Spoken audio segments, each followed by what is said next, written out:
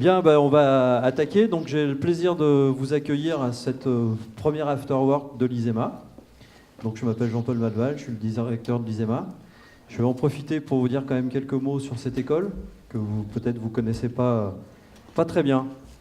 Voilà, donc l'ISEMA, c'est une école supérieure de commerce qui est un petit peu particulière parce qu'elle est dédiée à une filière qui est la filière des produits du vivant. Donc, allez-y, je vous en prie. Bah si. Voilà. Il faut rentrer, tant pis.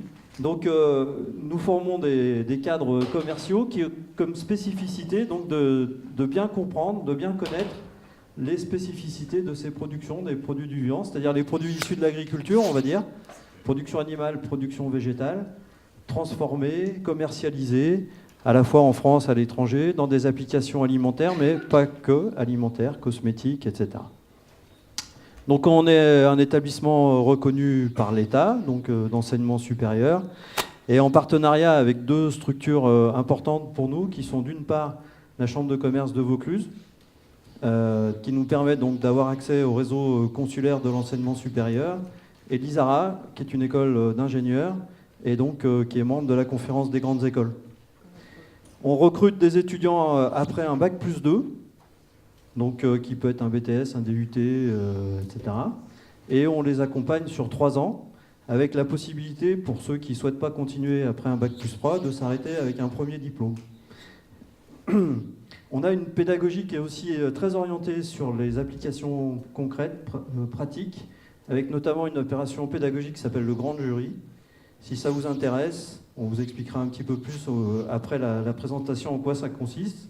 Et vous pouvez noter une date, c'est le 12 avril prochain, le Grand Jury au Palais des Papes à Avignon. Voilà. On a aussi la particularité dans cet établissement de pratiquer l'alternance depuis très longtemps.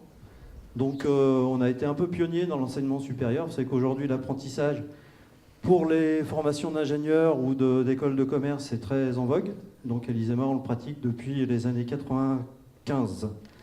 Et puis l'autre particularité de cette école, c'est qu'on a toujours, et j'espère que ça continuera, des taux d'insertion professionnelle assez forts.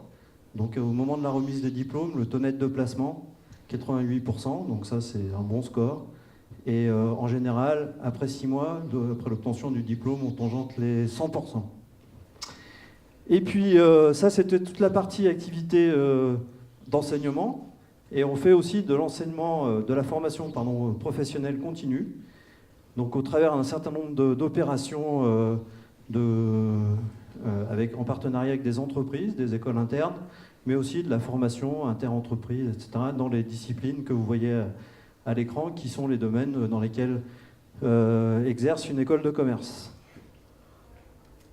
Voilà, donc notre rôle aussi, c'est de participer à la réflexion et à l'animation, je dirais, autour des thématiques qui nous sont chères. Nous, l'idée de ces afterwork. Donc, je vous annonce tout de suite le second, enfin, qui sera peut-être que le deuxième plutôt, parce que second, ça veut dire que ça s'arrête après. Donc, non, le deuxième, qui aura lieu donc au mois de juin prochain, oui, le 7 juin, et qui portera, le thème n'est pas encore totalement arrêté, je vous en prie, sur l'impact environnemental de l'alimentation en partenariat avec le CRIT agroalimentaire de Provence-Alpes-Côte d'Azur. Voilà. Donc pour toute question, là, votre interlocuteur, c'est Corinne Pierre, ici présente, que je remercie parce que c'est elle qui a organisé la manifestation, et vous avez ses coordonnées pour vous inscrire. Voilà. Voilà en quelques mots la présentation rapide de l'ISEMA. Donc nous sommes là pour l'afterwork sur l'alimentation de demain, le futur dans notre assiette. Quel futur dans notre assiette? Donc la soirée va se dérouler de la façon suivante. 1h30 consacrée à des présentations et des échanges avec nos interlocuteurs du soir.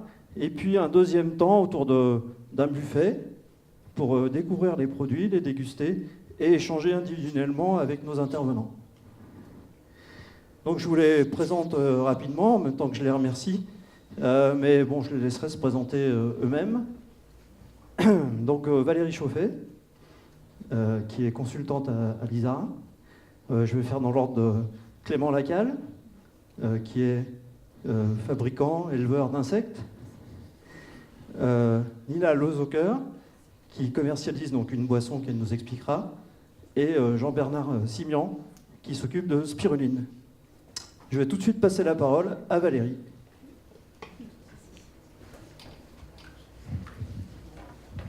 Bien, bonsoir à tous. Alors, j'ai le plaisir d'ouvrir le bal avec une présentation sur les tendances alimentaires. Et au-delà même des tendances alimentaires, ce que je vais vous présenter dans les minutes qui suivent, c'est finalement quelles sont les attentes des consommateurs de demain. Alors, en quelques mots pour compléter la présentation de Jean-Paul, je suis donc Valérie Chauffès, je travaille à Isara Conseil. Isara, c'est donc le partenaire école d'ingénieurs de l'ISEMA qui a une branche enseignement. Ah, d'ailleurs. Voilà. Dans laquelle donc il y a une branche formation, une branche enseignement et une branche études conseil. C'est dans celle-ci que j'évolue le plus régulièrement. Alors, ce qu'il faut savoir, c'est que 2025, c'est demain, mais 2025, c'est probablement 70 millions de consommateurs. 70 millions de Français qui vont, si les tendances continuent de cette manière-là, se structurer de manière assez différente, puisque vous voyez qu'au niveau de la... Alors, c'est les populations, en vert, on va avoir de plus en plus de foyers qui vont être des foyers d'une personne, donc monoparentaux, ou des personnes plus âgées qui vont se retrouver seules. Donc tout ça, ça va fortement modifier la configuration économique. La configuration également de ce que l'on va trouver dans les boutiques, de manière à pouvoir s'adapter aux nouveaux ménages et aux nouvelles attentes. Donc pour arriver à satisfaire tout ce monde-là, les enjeux sont énormes. Et au niveau des entreprises agroalimentaires, de manière très objective, survivre, continuer à présenter des produits attractifs, ça veut dire innover.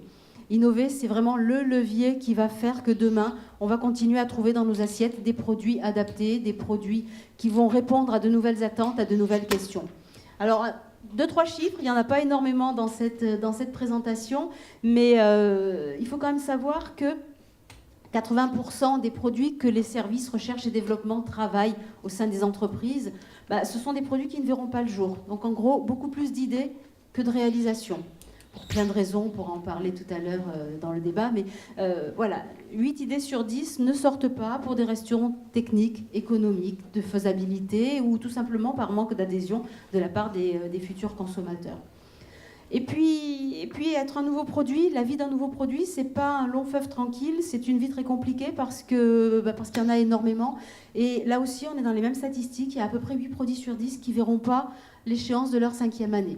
Alors pour l'illustrer, quelques exemples, c'est un sujet un petit peu dont on a parlé récemment, c'est les steaks qui sont cette fameuse viande qui in vitro, où on arrive à reproduire plus ou moins, parce qu'on n'est vraiment qu'en phase de test, une structure qui demain pourrait ressembler à de la viande. Mais on a eu aussi dans les produits qui n'ont pas survécu, le premier étant un produit en recherche et développement, la tentative de Danone avec SN6 qui avait pour vocation d'être à la fois un cosmétique et un produit alimentaire. Non, le consommateur, c'est l'un ou l'autre, mais difficilement les deux dans ce cadre-là. On a aussi eu des produits comme Vide, Knorr, qui n'ont pas survécu aux premières années de leur existence. Et puis enfin, ce qu'il faut savoir, c'est que même si aujourd'hui on sait qu'il y a plein d'idées partout, dans 5 ans, les produits qui seront sur le marché, ils sont à peine en préparation, en cogitation, donc il y a encore énormément de choses à créer que l'on ne connaît pas encore. Alors, ce qu'il faut savoir, c'est qu'on est un peu champion du monde de l'innovation en France. On est un des pays qui innove en matière agroalimentaire le plus. Alors, pour plein de raisons, là aussi. D'abord parce qu'en France, on a une culture qui est très axée sur la gastronomie, sur le plaisir de manger, le plaisir de partager, c'est culturel. On est autour d'un repas, donc on innove beaucoup en matière gastronomique. Les PME, alors TPE, PME, petites et moyennes entreprises ou très petites entreprises ou start-up comme on va en avoir l'exemple tout à l'heure, ils n'ont pas le choix, ils sont pas c'est pas des mastodontes de l'industrie agroalimentaire, donc pour exister, pour émerger, pour convaincre aussi leurs distributeurs, il faut absolument qu'ils proposent des produits innovants, des choses qui vont leur permettre de se démarquer. Un des intérêts aussi, c'est que nos industries et nos petites entreprises sont implantées sur l'ensemble de notre territoire. Donc ça permet d'avoir un maillage extrêmement fort et ça permet surtout de faire émerger, et on est peut-être dans cette salle issue de régions différentes, chaque région elle a ses spécificités, ses produits, c'est sa tradition renouvelée et on va vraiment le retrouver dans les points de vente. Et enfin, encore plus ici peut-être que dans d'autres pays, la distribution est vraiment fan des innovations. Donc il y a tout un tas de recherches, d'attentes de la part des distributeurs qui incitent les entreprises à mettre tout le temps des nouveautés pour renouveler la fréquentation, renouveler l'offre, renouveler les essais et les achats aussi. Et puis enfin, on a la chance de pouvoir bénéficier de nombreux appuis. Donc les entrepreneurs un petit peu malins vont taper à beaucoup de portes, en tout cas peuvent essayer de taper à beaucoup de portes, et ça aussi, ça permet de stimuler et d'aider à être créatif. Alors, si on parle de manière assez simple, je vais essayer vraiment de rester sur des choses simples, sur les tendances qui sont celles, les vôtres, les nôtres, des ménages de manière générale, on va partir sur 5 grandes notions.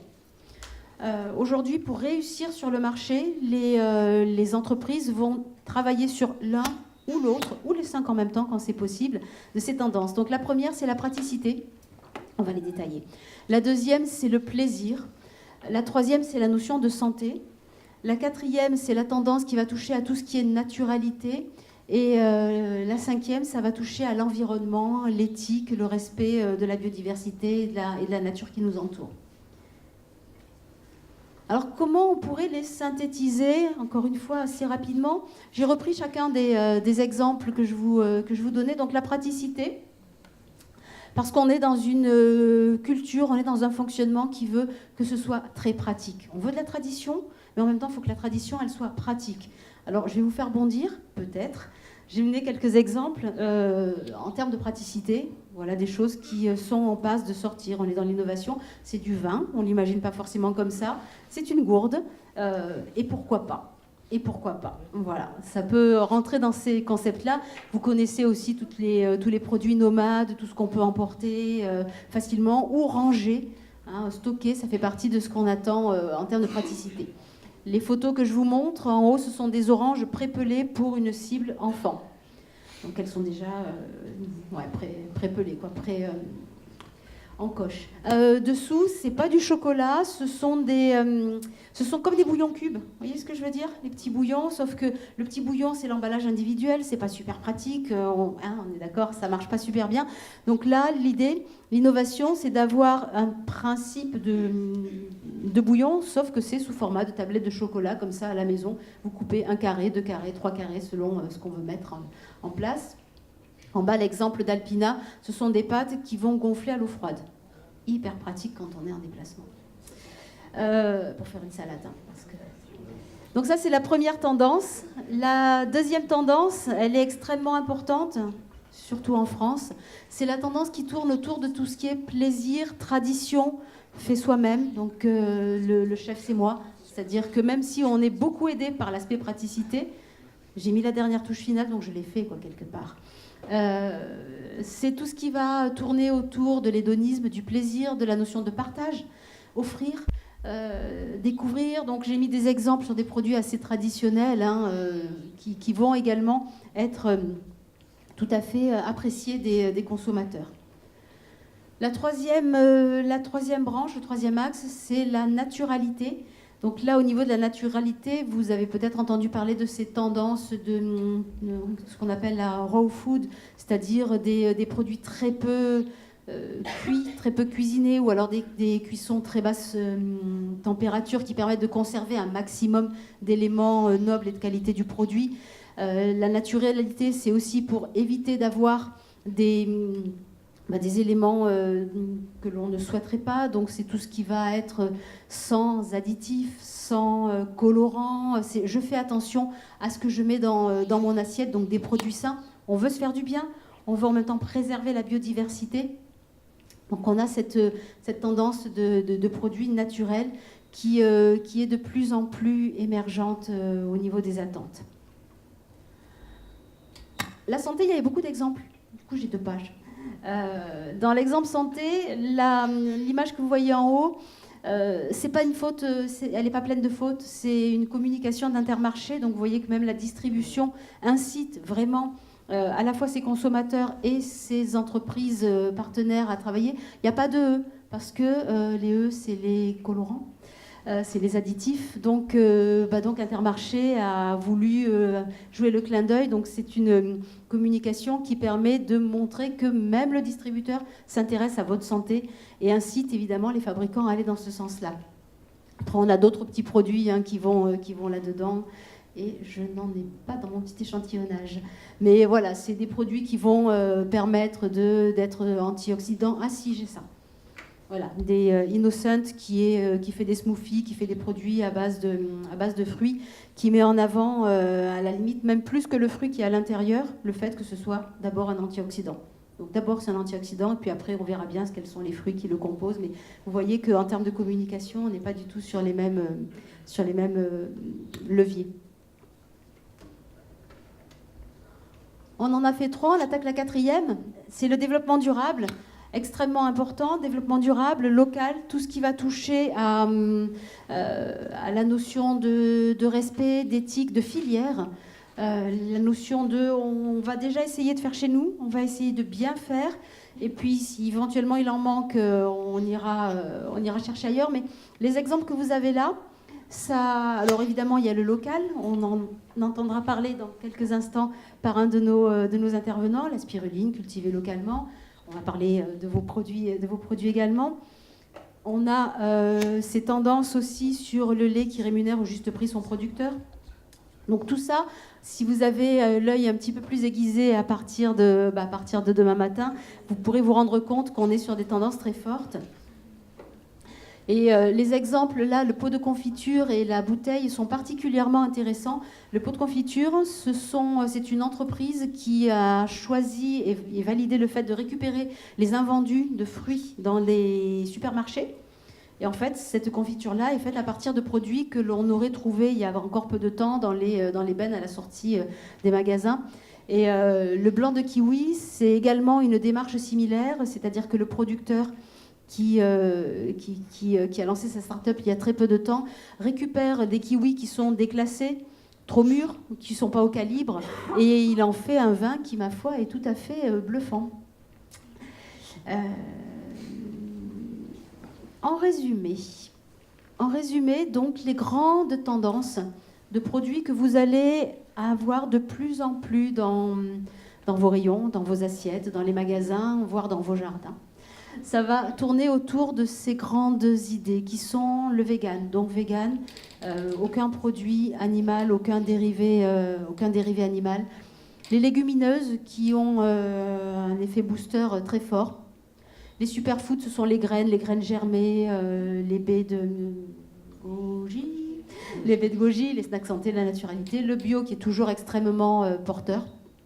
Le local, développement durable, la santé et les expériences sensorielles aussi. On en parlera avec les insectes et j'ai un exemple là par exemple avec du chocolat, une pâte à tartiner qui est avec des éclats de caramel au beurre salé. Donc c'est des expériences sensorielles.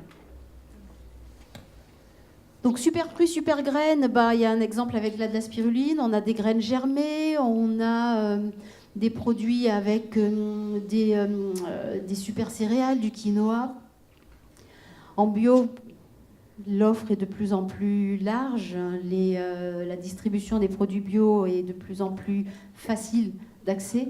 Donc là aussi, énormément de choses. Et l'intérêt, c'est qu'on s'aperçoit que les produits se retrouvent maintenant dans tous les rayons. Donc on a commencé par les fruits, les légumes, les biscuits. Aujourd'hui, y compris au niveau de l'alimentation des enfants, on a des références tout à fait intéressantes.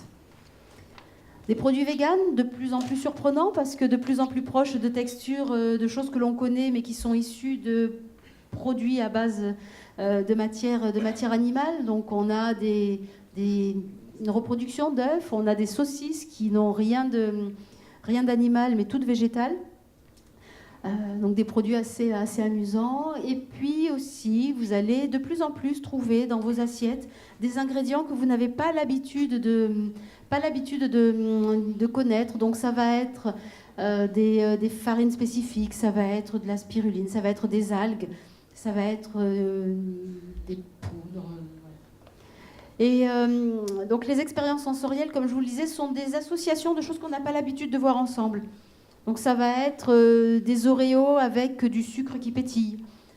Ça va être des tranches d'avocat qui sont panées et croustillantes en apéritif.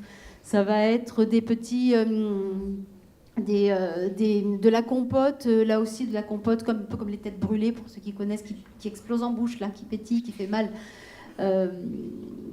Et puis dans les nouvelles tendances aussi, tout ce qui va arriver à base de protéines d'insectes, à base d'algues, sur lesquelles il y a énormément de travaux et de recherches au sein des entreprises agroalimentaires pour mettre sur le marché des produits qui soient à la fois innovants dans les caractéristiques et la matière première, mais qui soient aussi culturellement acceptés, puisqu'on en parlait hein, dans une culture où la gastronomie a toute sa place. Donc il faut que tout ça arrive à trouver sa place de façon à s'intégrer et à rentrer petit à petit dans une culture alimentaire qui n'est pas spontanée. Donc éthique, solidaire, fiable, hein, des cautions, des attentes. Le consommateur veut aussi des aliments qui ont du sens, des aliments qui veulent dire quelque chose, qui apportent quelque chose. Voilà. La distribution, vous voyez qu'avec tous ces changements, la population, ces 70 millions d'individus, ils vont également fonctionner autrement. Ils ont d'autres attentes. Donc on a des évolutions également au niveau de la distribution, donc des horaires élargis. On va de plus en plus pouvoir commander directement via son smartphone. On va pouvoir se rendre dans des boutiques ou se faire livrer dans des points relais. On a un exemple là-haut c'est un magasin de producteurs, la toute première diapo en haut à gauche, c'est un magasin de producteurs, donc tout ce qu'il y a de plus traditionnel et classique, si ce n'est qu'à la sortie de ce magasin de producteurs, juste à coller, il y a des casiers dans lesquels on va retrouver 24 heures sur 24 les mêmes produits. Donc vous voyez que la distribution, elle aussi, est amenée à évoluer et ça marche très très bien. Amazon qui teste un concept de magasin dans lequel vous n'aurez plus rien à payer. Vous rentrez, vous mettez dans le caddie, vous êtes repéré par votre smartphone, vous ressortez et c'est prélevé sur votre compte directement. C'est dingue, ouais, directement sur votre compte. C'est en test, ça peut arriver rapidement, ça peut. Après, évidemment, j'ai quand même laissé la valeur du marché et du commerce de proximité, hein. Et puis la possibilité de plus en plus, et ça Picard le fait également, de pouvoir consommer ce qu'on a acheté sur place. Donc l'exemple de Picard que je viens de vous donner. On a quelques magasins qui ont en sortie du supermarché la possibilité de réchauffer et de consommer directement ce que l'on a acheté. Donc c'est le supermarché du surgelé et en même temps mon espace détente. Un impact quand même de tout ça sur les pratiques et les usages agricoles, puisque si l'on souhaite des produits qui soient par exemple des œufs renforcés en oméga 3, ça veut dire que à la base les poules elles vont manger autre chose. Donc on va avoir une vraie mutation de plus en plus rapide sur des zones de production, en tenant compte que tout le monde doit y trouver son compte. Ça devient important. Les ménages ont de plus en plus envie d'avoir la certitude que du début à la fin de la chaîne, il y a une équité. Et puis la photo qui est en haut, ce sont des exemples de fermes urbaines qui vont également commencer à se développer, qu'on commence à trouver. Donc ce sont des cultures sur toit ou directement dans des immeubles. Donc en conclusion, ça va bouger. En conclusion, il va y avoir des petites mutations, si ce n'est que comme elles sont toutes petites et très progressives, on ne s'en rend pas forcément compte au quotidien. On les perçoit progressivement en disant « Tiens, ce produit-là, il y a 10 ans, 15 ans, il n'existait pas, mais il rentre dans notre quotidien. » Donc on ne s'en aperçoit pas forcément, mais il y a des choses qui vont quand même se généraliser, comme l'e-commerce. Les produits locaux, la grande distribution est de plus en plus en attente d'un approvisionnement de produits locaux. Le bio, le flexitarisme. Le flexitarisme, ça consiste à limiter sa consommation de viande. C'est pas j'arrête tout, c'est je le limite et je me raisonne sur ma consommation animale. les produits à base de protéines végétales, et puis les évolutions que vous pouvez voir là-dessus, hein, avec à la fois des choses sur lesquelles il y a des certitudes et des choses qui restent encore à implanter, parce qu'il faut qu'elles trouvent leur voie, qu'elles prennent leur essor. J'en ai terminé de cette présentation vraiment globale sur les grandes préoccupations des ménages. Petite question s'il y en a. Sinon, je resterai aussi après la conférence pour discuter avec ceux qui veulent avoir plus d'infos.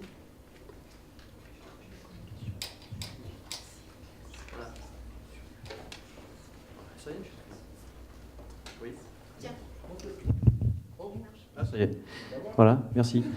Donc, je pense qu'on peut, si vous le souhaitez, laisser peut-être une ou deux questions après chaque présentation. Auquel cas, je fais circuler le micro, sinon je me fais disputer par la technique. Si pas de questions, on enchaîne. Pas de questions ? On enchaîne. Donc Clément ? Ah, une question. Où ça ? Bonsoir.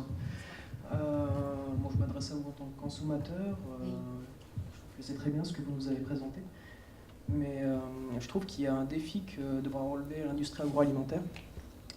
C'est pas tant par rapport au contenu, mais par rapport au contenant. En tant que consommateur, je suis assez sensible à l'impact environnemental de ma consommation. Et quand je me déplace dans une grande surface ou même dans n'importe quel magasin et que je vois la quantité de plastique qui entoure nos aliments, je me dis que... Excusez-moi, je perds mes mots. Non, mais j'ai compris le sens de... Ouais. Alors, ouais, vous avez 1000 fois raison. Je suis passée super vite sur la partie environnement. Dans la partie environnement, je ne sais pas si... Bon, en tout cas, dans la partie environnement, ce qui est certain, c'est qu'il y a la réflexion sur limiter les emballages. Parce qu'il y a beaucoup de personnes qui, comme vous, se disent il y en a marre, quoi. On arrive, on vide les sacs de courses et on se retrouve avec une poubelle plus pleine de carton ou autre que ce qu'on le souhaiterait. Donc c'est une vraie démarche, en sachant qu'en parallèle de ça, il y a la notion de protection du consommateur, de protection des denrées alimentaires, de conservation aussi. Pour avoir un produit qui ne bouge pas, il y a un minimum. Mais effectivement, il y a de très gros enjeux pour limiter le superflu. Le superflu au niveau des emballages. Il y a des travaux qui sont faits. Après, il y a d'autres problématiques au niveau de la mise en avant dans les rayons et de la distribution. Parce que forcément, quand c'est emballé, un tube de dentifrice, il tient mieux s'il est dans une boîte que s'il est en vrac dans un bac. Mais ça fait partie des vraies problématiques, clairement. Ah oui, alors, tout à fait. Merci Clément. Oui, alors, il y a quelque chose qui se développe. Et effectivement, tu as raison de m'en parler. C'est les concepts d'épicerie en vrac. Alors qu'on va trouver en partie dans les grandes surfaces. De plus en plus, on va trouver ces tubes. Et effectivement, il y a Day by Day qui a lancé ça. Et il y a d'autres concepts. Et on a maintenant des structures qui sont 100% vrac et qui mettent les petits sachets à disposition. En tout cas, vous avez bien fait de le soulever parce que c'est une vraie problématique. Ouais.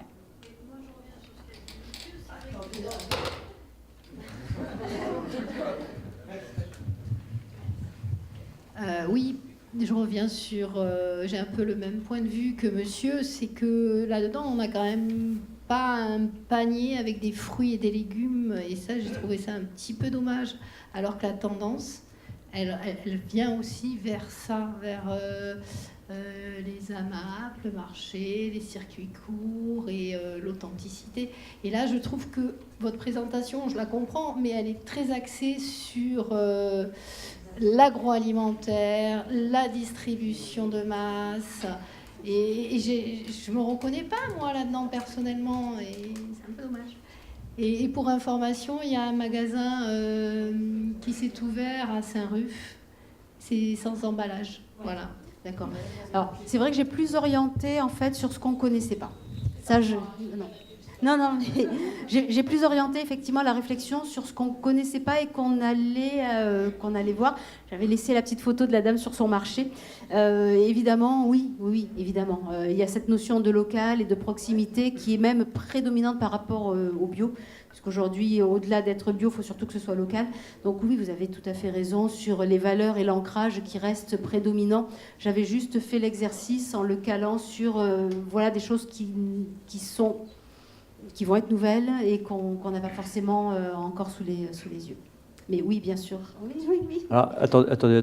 Ce que je vous propose, c'est qu'on garde les autres questions pour la fin. On dit une ou deux questions après chaque intervenant, mais après, on aura un peu de temps pour un débat. Donc, je pense qu'on peut passer le micro à Clément Lacalle, qui va nous parler de son activité autour de la production d'insectes. Bonsoir à tous. Alors, donc, moi, je m'appelle Clément et je suis le fondateur de La Cricaterie. Donc, je vais vous faire une petite présentation de ce qu'on propose à La Cricaterie. Et on va commencer par la grande question en fait, qui est au final abordée ici, c'est pourquoi manger des insectes, pourquoi consommer des insectes. En fait, on va directement passer, je dirais, dans le vif du sujet sur la partie, le réel intérêt des insectes. Et en fait, il vient de l'aspect déjà nutritif et l'aspect donc la santé et l'environnement. Donc, si jamais on devait comparer par exemple l'élevage classique d'insectes avec l'élevage d'insectes avec l'élevage classique, par exemple bovin, on voit que pour obtenir 100 grammes d'insectes ou 100 grammes de bœuf, il y a quand même des différences assez importantes. Par exemple, pour obtenir 100 grammes d'insectes, les insectes ils vont très peu manger en fait concrètement. On va leur donner 200 grammes de nourriture, donc par exemple 200 grammes de carottes, c'est en général ce qu'ils préfèrent, et ça leur suffira. On n'a même pas besoin de leur donner de l'eau parce qu'il n'y a pas d'abreuvoir pour les grillons par exemple. Ils vont directement boire quand ils vont manger leurs petites carottes tout de suite. Et en fait, en termes de pollution, la tendance c'est que concrètement, on arrive à faire des insectes locaux, j'en parlerai un petit peu plus tout à l'heure, mais il y a beaucoup moins de pollution. Donc si on compare rapidement avec l'élevage classique, on voit que pour obtenir 100 grammes de bœuf, on va utiliser 1 kg de nourriture, 2000 litres d'eau, et puis il y a 285 grammes de CO2 qui sont rejetés, notamment par l'animal en lui-même, puis après, sans compter tout le transport qu'il y a derrière de viande pour aller de l'éleveur à l'abattoir, puis à l'usine, puis après dans les centres, ou dans la distribution. Ça, c'est le point de vue déjà, j'irais, avantage sur l'environnement. Et ensuite, sur la santé, pourquoi les insectes aussi sont mis en avant. Mais concrètement, en fait, les insectes sont super riches en protéines. Donc là, si on devait comparer aussi 100 grammes d'insectes, il y a environ 50 grammes de protéines. Et quand on prend 100 grammes de bœuf, on est entre 20-30% maximum sur la viande plus classique. Donc il y a un aspect nutritif super intéressant sur les insectes, donc en protéines, ils sont riches en fer, oméga 3, oméga 6, en zinc, enfin, ils sont super bons pour la santé. Et en fait, tout ça, la vraie question, c'est donc pourquoi les insectes, aujourd'hui on en parle de plus en plus. En fait, il faut savoir qu'aujourd'hui on est 7 milliards sur Terre, et en fait en 2050 on sera 10 milliards d'habitants. Donc il y a une augmentation de la population mondiale, il y a aussi une augmentation de la consommation en viande, notamment dans les pays de l'hémisphère sud.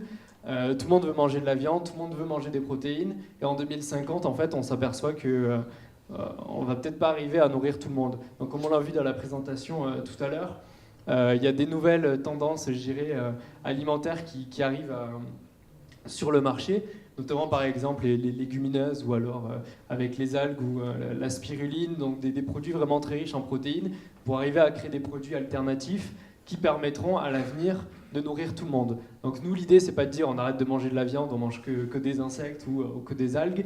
L'idée, c'est de se dire que peut-être on va consommer à l'avenir moins de viande, mais ça sera de la viande de meilleure qualité.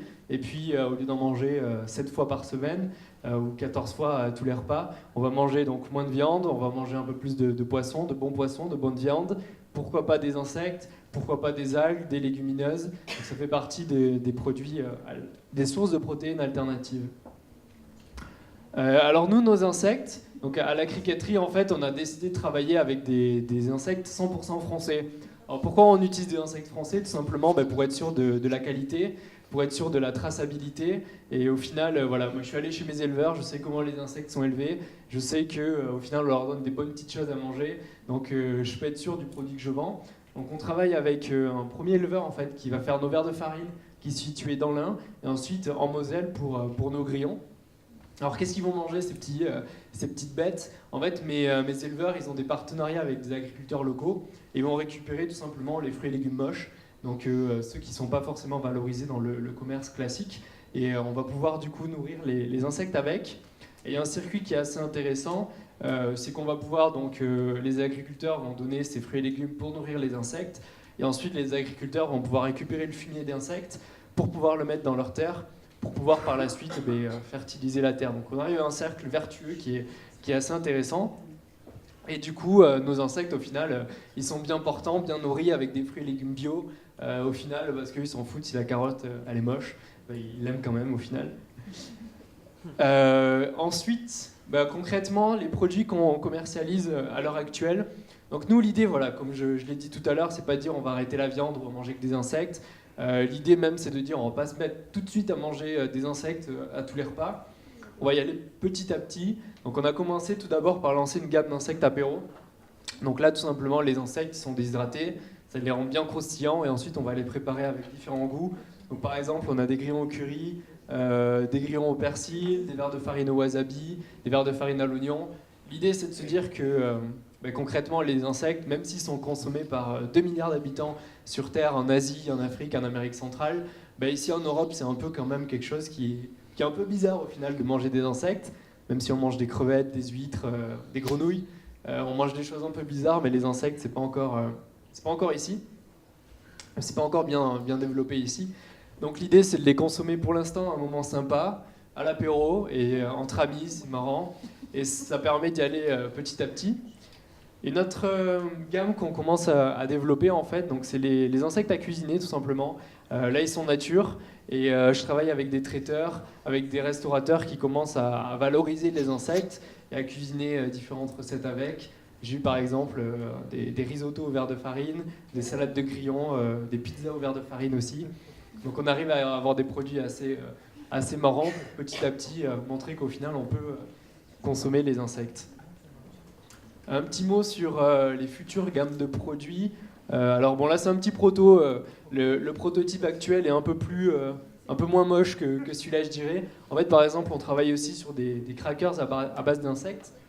L'idée, en fait, c'est de pas forcément utiliser l'insecte entier, mais de se dire qu'on peut le réduire en poudre et l'intégrer dans quelque chose pour pouvoir vraiment manger des insectes pour leur intérêt nutritif et plus manger des insectes pour le côté spectacle et marrant.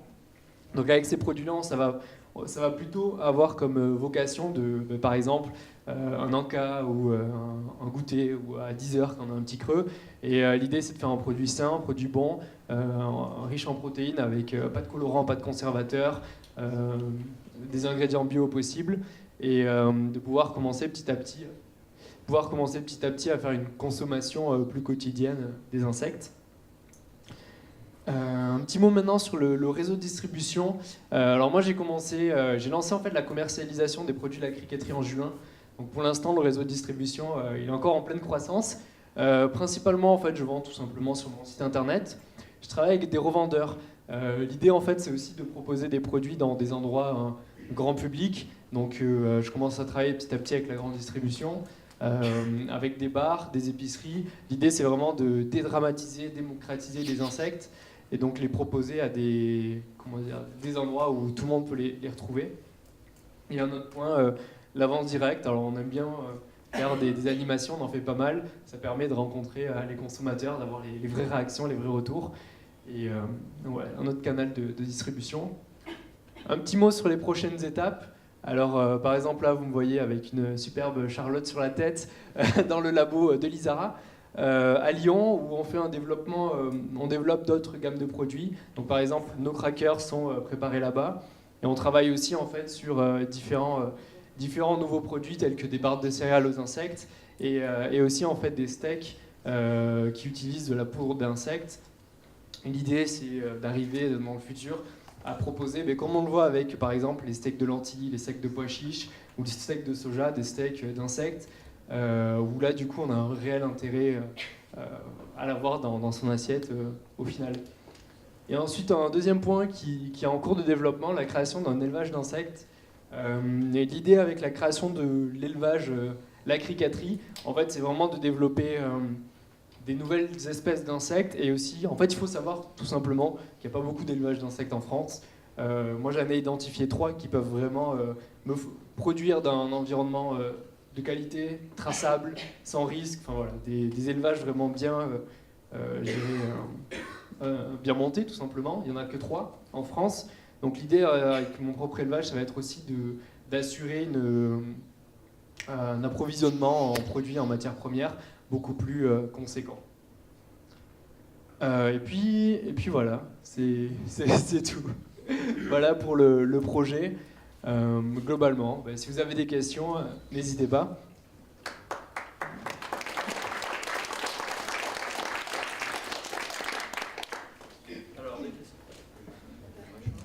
Des questions, donc. Le micro. Bonsoir. Pour moi, les insectes étaient considérés comme de nouveaux aliments et n'étaient pas autorisés à la commercialisation jusqu'à preuve du contraire. Donc, ils sont commercialisables en France depuis quand ? La réponse habituelle, c'est de dire que c'est pas illégal de vendre des insectes. En fait, en gros, pour expliquer rapidement, sans rentrer dans les détails, en Europe, en fait, la commercialisation de nouveaux produits alimentaire, elle est régie par une loi on appelle Novel Food, donc elle est rentrée en 97 pour protéger l'arrivée des OGM et d'autres produits similaires. Et en fait, donc, cette loi a forcément des exceptions, comme toutes les lois, et en fait, les insectes comestibles ne sont pas cités dans ce texte de loi. Et l'exception, on peut commercialiser, je dirais, des produits sans rentrer dans le cadre de cette loi si les produits n'ont pas subi de transformation, importante. Donc nous, par exemple, les insectes qu'on propose pour l'apéritif sont des insectes entiers. Donc il n'y a pas de gros process alimentaire, on va juste prendre l'insecte vivant, le déshydrater et le préparer avec des épices. Donc là, ça nous permet de pouvoir commercialiser nos produits. La loi est en train d'être, renouvelée pour encadrer évidemment la vente d'insectes comestibles. Parce que moi j'ai des textes réglementaires et justement des renseignements qui viennent de la DDPP qui m'ont certifié qu'à ce jour les insectes étaient interdits à la consommation parce que considérés comme nouveaux aliments et qu'il y avait des études en cours. Bien sûr, et donc pour l'instant... En fait, il y a vraiment une différence entre les insectes entiers et les insectes transformés. Donc, je ne veux pas vous... Mais... ok. Non, en fait, voilà, c'est vraiment un flou juridique autour de cette loi. Alors, pour clarifier, dans tous les cas, à partir du 1er janvier 2018, la loi européenne va être mise à jour. Voilà, donc là, on va... J'avais regardé il n'y a pas si longtemps que ça, il y a quelques mois, et il y avait encore un texte venant du Sénat, etc., qui disait justement... Oui. En fait, justement, le gouvernement français est très précautionneux à ce niveau-là. Dans tous les cas, on ne fait pas n'importe quoi. Nous, on se base sur les... Non. Bien sûr, oui, tout à fait. Non, mais c'est vrai qu'il y a vraiment... En fait, ça dépend aussi des DPP. C'est géré au niveau départemental. Et par exemple, je sais que dans certains départements, ils vont être très frileux par rapport à ça. Et nous, dans le Rhône, ils sont plutôt ouverts d'esprit, je dirais. Et ils acceptent, du coup, qu'on commercialise nos produits avec le cadre législatif belge qui, en 2013, en fait, ont cadré la législation. Donc là, il y a une tolérance belge. Il y a une tolérance... C'est ça. Voilà, donc il y a une... choses comme elles sont. Oui, mais après... Oui. Pas la réglementation. Mais la réglementation européenne régit la réglementation française aussi. Oui, mais... Bah si, ça c'est un principe général. À partir du moment où un pays autorise en Europe la commercialisation d'un produit, tous les autres pays doivent l'autoriser. C'est un principe général. C'est ça. Est-ce qu'il y a... Alors attendez, toujours micro s'il vous plaît. Déjà, ça structure un peu le débat et en plus, ça passe dans l'enregistrement. Donc, est-ce qu'il y a d'autres questions sur la commercialisation d'insectes ? Alors, moi, je voulais réagir par... mais il faut réagir dans le micro. C'est un peu bête, mais voilà, on commercialise des œufs avec des vaches de poules en cage. Pourquoi on ne commercialiserait pas des insectes ? En fait, c'est tout simplement le temps que la réglementation se fasse. On est toujours un peu à la traîne et En Europe, toujours le principe de précaution, donc voilà, c'est ça le problème qu'il y a actuellement. Mais on voit par exemple la Belgique qui ont en 2013 déjà lancé des textes de loi pour autoriser ça. En Suisse, le 1er mai dernier, ils l'ont fait aussi. Et on voit des pays comme aux Pays-Bas ou en Angleterre où c'est toléré à 100%. Et même si l'Europe, parce que c'est l'Europe en fait qui gère ces textes de loi-là, même s'ils mettent du temps à dire oui ou non, voilà, on ne sait pas trop qu'est-ce qui se passe. Mais dans tous les cas, des pays ont dit ok, vous pouvez, c'est un marché d'avenir, vous pouvez y aller. Donc en France, c'est vraiment géré de manière départementale et c'est Une belle initiative. Bonsoir. Moi j'ai une question, je suis chef de cuisine. J'aimerais savoir s'il y a eu des essais, culinairement parlant, de fait, pour être un émulsifiant, quelque chose qui fasse mousser. Est-ce que les farines d'insectes en soi peuvent répondre à ça? Parce que moi j'ai décidé de virer tous les additifs de la cuisine il y a à peu près 6 ans. D'accord. Voilà. Maintenant, est-ce que techniquement, il y a quelque chose dans ce sens-là? Je ne saurais pas répondre, j'irai précisément sur les possibilités techniques des insectes en poudre ou ce genre de choses. Ouais, je sais qu'il y a pas mal de tests justement en termes de cuisine qui ont été faits, notamment, si je dis pas de bêtises, c'est en Norvège.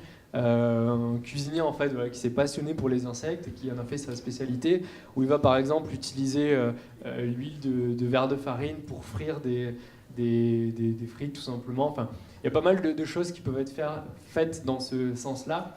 C'est vrai qu'après, nous, en termes de cuisine, c'est assez nouveau. On regarde pas mal du côté concrètement de ce qui se fait déjà en Thaïlande, en Afrique ou en Amérique centrale, où ils font plein de choses. Là-bas, c'est culturel. On va trouver des omelettes aux œufs de fourmis. On va trouver plein de choses vraiment très des recettes déjà établies en fait. Mais c'est vrai que l'aspect, je vous cache pas, j'ai pas encore travaillé, je dirais vraiment l'aspect cuisine en tant que tel de l'insecte. Mais ça pourrait être intéressant d'y travailler totalement, ouais. Bonjour, j'avais juste une question sur la distribution. Vous avez dit que vous distribuez dans la grande distribution. Vous travaillez avec quelle enseigne et dans quel rayon? Moi, je travaille avec Intermarché. Alors, j'ai un premier magasin pilote à côté de Bourges. Et tout simplement, en fait, on est dans le rayon avec...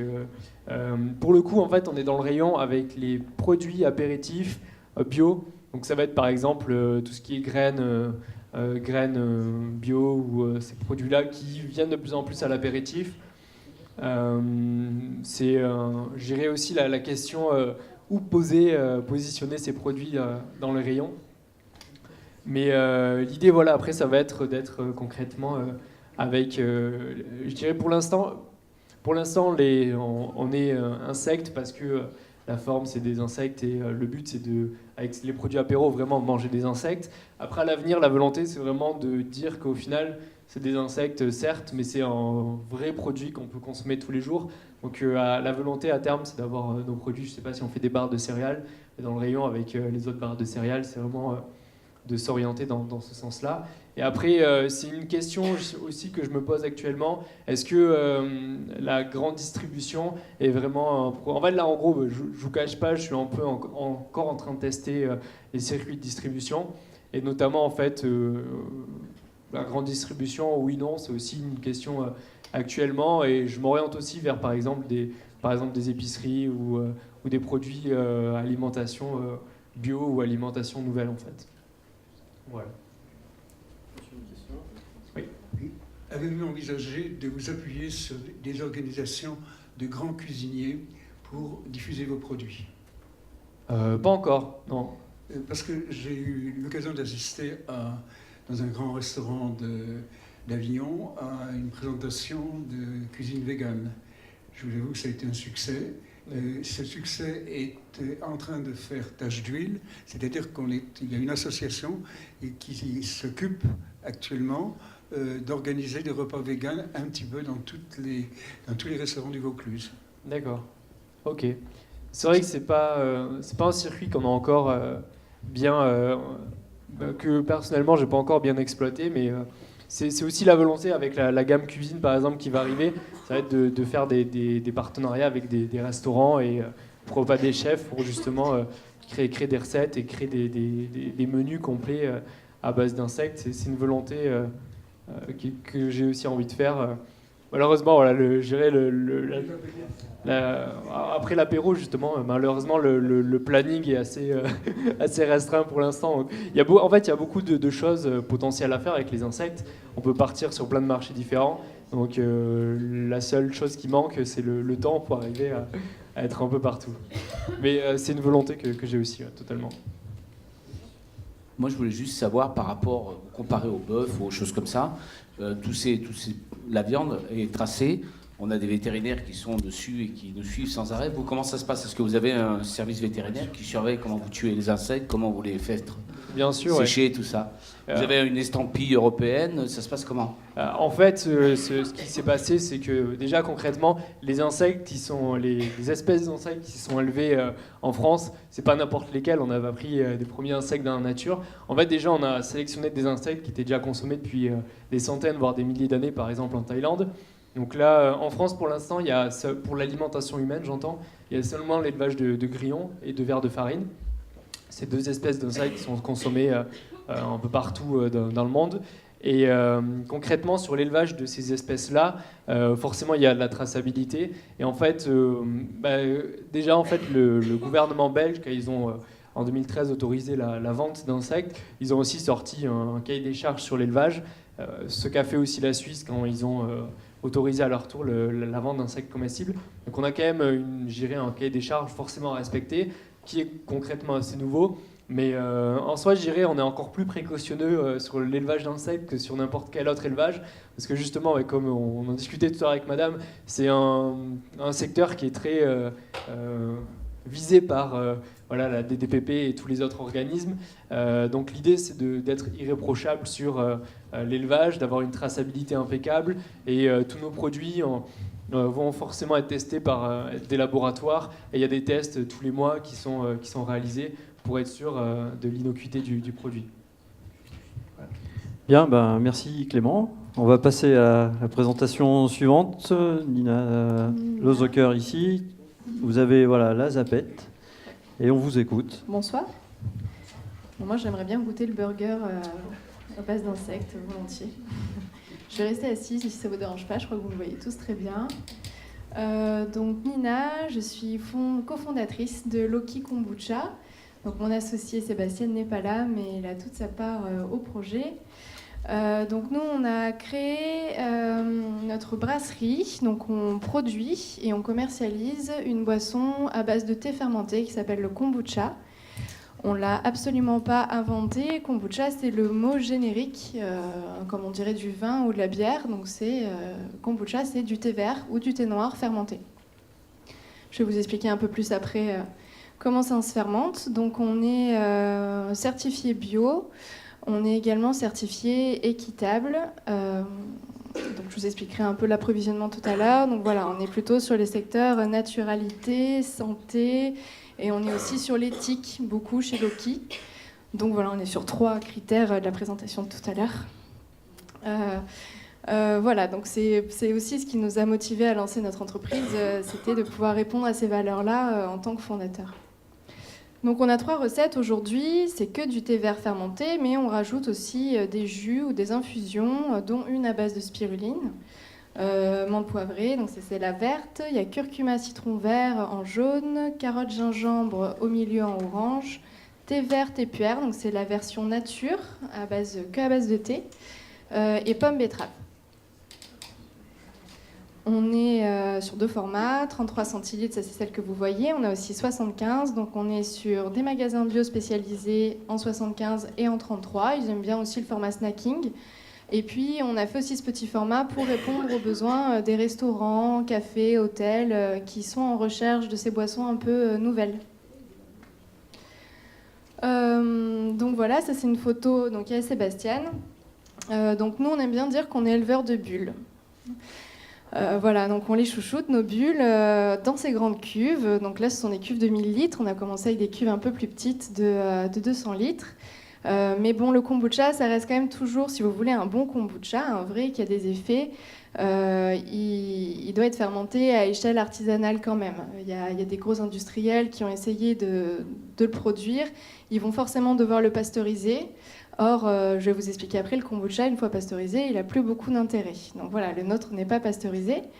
Donc c'est du thé vert pleine feuille qu'on reçoit. Donc comme je vous disais, tout est bio à 100% chez nous, à part la spiruline, parce qu'il n'y a pas encore le cahier des charges aujourd'hui à l'Union européenne qui a été décidé, mais bon, elle est faite dans les règles de l'art.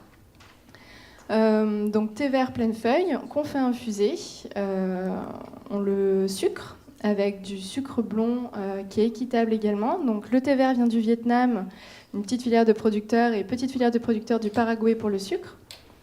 On fait infuser tout ça, on mélange et une fois que c'est froid, tac, ça monte dans notre salle de fermentation, dans les cuves et là on met en contact ce mélange de thé sucré avec une mer de kombucha. C'est quelque chose que vous pouvez faire à la maison. Hein. Si vous êtes curieux, après vous pouvez aller sur notre blog, on vous explique tout pour le faire chez vous. Donc voilà, et donc cette mer de kombucha qui a un aspect un peu gélatineux, comme une mer de vinaigre, voilà, on appelle ça un champignon familièrement.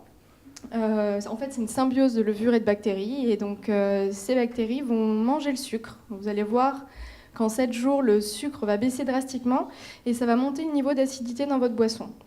Et en fait, il s'avère que cette mer de kombucha se nourrit de sucre, elle a besoin d'énergie pour fermenter, et elle rend des petits micro-organismes vivants dans la boisson, qu'on peut appeler probiotiques, même si on n'a pas le droit, réglementairement parlant, de l'écrire sur nos étiquettes, parce qu'on n'a pas passé les tests comme les grands laboratoires pour donner les noms des souches. Mais ça a le même effet probiotique pour vos intestins. Voilà, donc ça c'est tout l'intérêt du kombucha. La légende dit que les empereurs chinois se soignaient avec ça. Alors ils ne se soignaient pas comme les occidentaux le disent, en mode on a un problème, on se soigne direct. Ils prévenaient les problèmes, ils étaient vraiment en conscience, prenaient soin d'eux en buvant régulièrement du kombucha.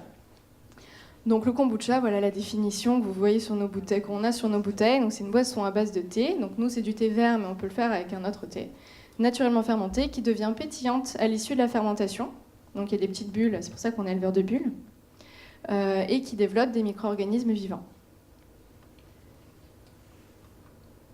Donc on est là ce soir pour parler de l'alimentation de demain, l'alimentation du futur. Donc pourquoi c'est un produit du futur, même s'il existe en fait depuis fort longtemps et qu'on se rend compte vraiment dans les recherches anthropologiques. Je ne sais pas si vous avez lu les livres Ni cru ni cuit, voilà, ce genre de bouquins. La fermentation, c'est l'histoire de notre civilisation. On a fermenté très très tôt.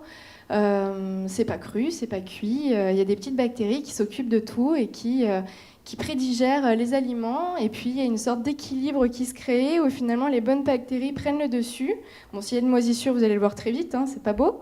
Mais par contre, si tout se passe bien dans la fermentation, ben, y a un équilibre qui se crée et les pathogènes ne peuvent pas se développer. C'est assez génial. C'est pour ça qu'on peut se permettre de ne pas fermenter, de ne pas pasteuriser notre produit.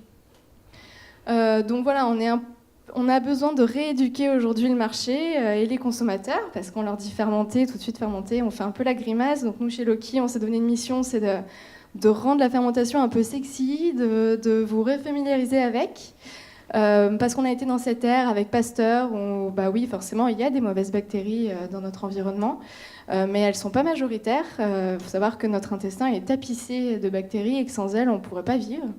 Donc il y a aussi plein de super bonnes bactéries dont on a besoin pour bien digérer, pour être en bonne santé. Et on fait de très belles découvertes aujourd'hui. La science, en tout cas, avance beaucoup sur le microbiote. On ne s'intéressait pas trop à notre intestin ces dernières décennies. Aujourd'hui, on commence à aller un peu en profondeur de tout ça. On se rend compte qu'on a un intestin très très riche, que notre manière de manger aujourd'hui, trop stérilisée, trop pasteurisée, fait qu'on a des intestins en pas très bonne santé, un peu faibles. On est même en train de faire des liens avec les problèmes un peu mentaux qu'il y a dans notre société, les dépressions. On est même en train de faire d'autres liens un peu plus sérieux, comme quoi ce serait directement lié à notre ventre, le deuxième cerveau. Donc c'est tout l'intérêt de consommer des produits vivants, des produits tels que le kombucha, mais il n'y a pas que ça, il y a la choucroute, il y a tous ces légumes lacto-fermentés, il y a le kéfir, il y a plein de produits vivants qui sont très intéressants à consommer, que vous pouvez faire à la maison. Et si vous n'avez pas le temps, il y a des microbrasseries comme Loki qui s'en chargent. Voilà, donc pour nous, c'est vraiment l'aliment du passé qu'on va faire venir dans le futur parce qu'on l'a complètement oublié à un moment. Et pourtant, on en a cruellement besoin. Voilà, donc comme je vous disais, la fermentation, ça permet de bien conserver les aliments. On peut conserver un pot de légumes lactofermentés pendant plusieurs mois, voire plusieurs années. Il y a pendant la fermentation une prédigestion qui se fait, donc ça améliore la biodisponibilité. Si vous mettez du curcuma, ou si vous mettez, on sait que le curcuma, on a du mal un peu à l'assimiler tout seul dans son ventre, s'il est fermenté avant, il va être prédigéré, donc on va pouvoir mieux assimiler les bienfaits du curcuma. Je vous parle du curcuma, il y a plein d'autres choses. Voilà, et puis il y a aussi l'aspect plaisir, clairement. Nous, c'est pour ça qu'on s'est lancé chez Loki, c'est qu'il y a l'aspect santé du kombucha, c'est bien, mais il y a aussi l'aspect plaisir. Le kombucha, c'est une vraie boisson, c'est un soda naturel. On peut le boire à l'apéritif, on peut le boire le matin au petit déjeuner à la place d'un jus de fruits, on peut le boire à la place d'un soda, ou en lendemain de soirée, quand on a trop bu, ça marche aussi. Voilà, donc le kombucha est une vraie alternative santé et plaisir. C'est ce que les clients recherchent aujourd'hui et on voit bien cette volonté des restaurateurs d'aller proposer autre chose que du Coca-Cola et des sodas un peu trop chimiques pour pouvoir proposer un aspect plaisir, une boisson pétillante que vous pourrez goûter tout à l'heure, mais aussi très peu sucrée. Légèrement acidulé et qui fasse du bien et qui fasse plaisir en même temps aux papilles. Donc notre microbrasserie, elle a été créée, notre premier batch, il est sorti il y a 2 ans, ça fait 3 ans qu'on travaille sur le projet. Dès le démarrage, on a été sur l'éthique du projet parce qu'on s'intéresse à comment manger demain. Nous, clairement, on a démarré le projet en se disant qu'on en avait vraiment cruellement marre d'être dans nos petits cafés préférés, sur une terrasse ou dans nos restaurants et d'avoir le choix entre de la bière, un Perrier ou un jus de fruits et pasteurisé, les petits pagots là. Bon voilà, c'était un peu triste. Et donc nous, on avait vraiment envie de proposer une alternative. On s'est dit, ça n'existe pas en France et les Français ont vraiment besoin peut-être de découvrir des produits intéressants comme ça. On a voulu, dès le démarrage, certifier à 100% nos approvisionnements. Donc on a décidé d'être en 100% bio. Ça, c'est des choix très personnels. D'un point de vue environnemental, on ne voulait pas d'un thé plein de pesticides. On était consommateurs bio avant de lancer notre projet de toutes les manières. Équitable parce qu'on peut faire du bio mais complètement exploiter son prochain. Donc voilà, bio, on fait attention à ne pas mettre de pesticides, il y a des critères environnementaux, mais il n'y a pas du tout écrit dans le cahier des charges bio votre producteur doit être bien rémunéré ou ce genre de choses. Donc on a voulu aussi que ce soit équitable, faire en sorte que le thé, le sucre, ça vient de loin. On n'a pas forcément la main, on ne va pas les voir tous les jours, savoir comment ça se passe là-bas. Donc là, au moins, on est garanti qu'ils soient bien rémunérés et qu'ils puissent bien se développer en parallèle de leur activité professionnelle. Donc l'équitable, c'est pour ce qui vient de loin, mais nous, on aime bien aussi le solidaire. Donc on travaille aussi, dès qu'on peut, en circuit court. Les jus que je vous ai montrés tout à l'heure, donc, qui sont mélangés avec notre kombucha, dès qu'on peut, ils viennent de juste à côté. Donc la spiruline, je ne connaissais pas monsieur jusqu'à ce soir, mais on a une spiruline qui est très locale aussi dans les Alpilles. L'amande poivrée, elle pousse à la Roque d'Anteron. Nos carottes, elles viennent de Gordes, dans le Luberon. Nos pommes, elles viennent d'Arles. Voilà, on fait vraiment en sorte, dès qu'on peut, d'aller chercher la matière première pas loin de chez nous. Donc voilà pour notre cahier des charges d'approvisionnement. Et après, on a créé notre projet vraiment... un projet qui a du sens. Je pense que les consommateurs cherchent du sens, mais les entrepreneurs aussi, en tout cas nous. Donc on a décidé dès le démarrage d'alimenter en énergie 100% verte notre atelier. Donc on est chez Enercop aujourd'hui, où on est dans la coopérative. Et après on a choisi aussi nos banques d'une manière responsable. Donc on est allé chez le Crédit Coopératif d'abord parce que ils ont une éthique, ils disent ne pas investir dans les paradis fiscaux. On va bientôt être financé par la NEF. Donc voilà, on essaye de trouver d'autres moyens de financement aussi.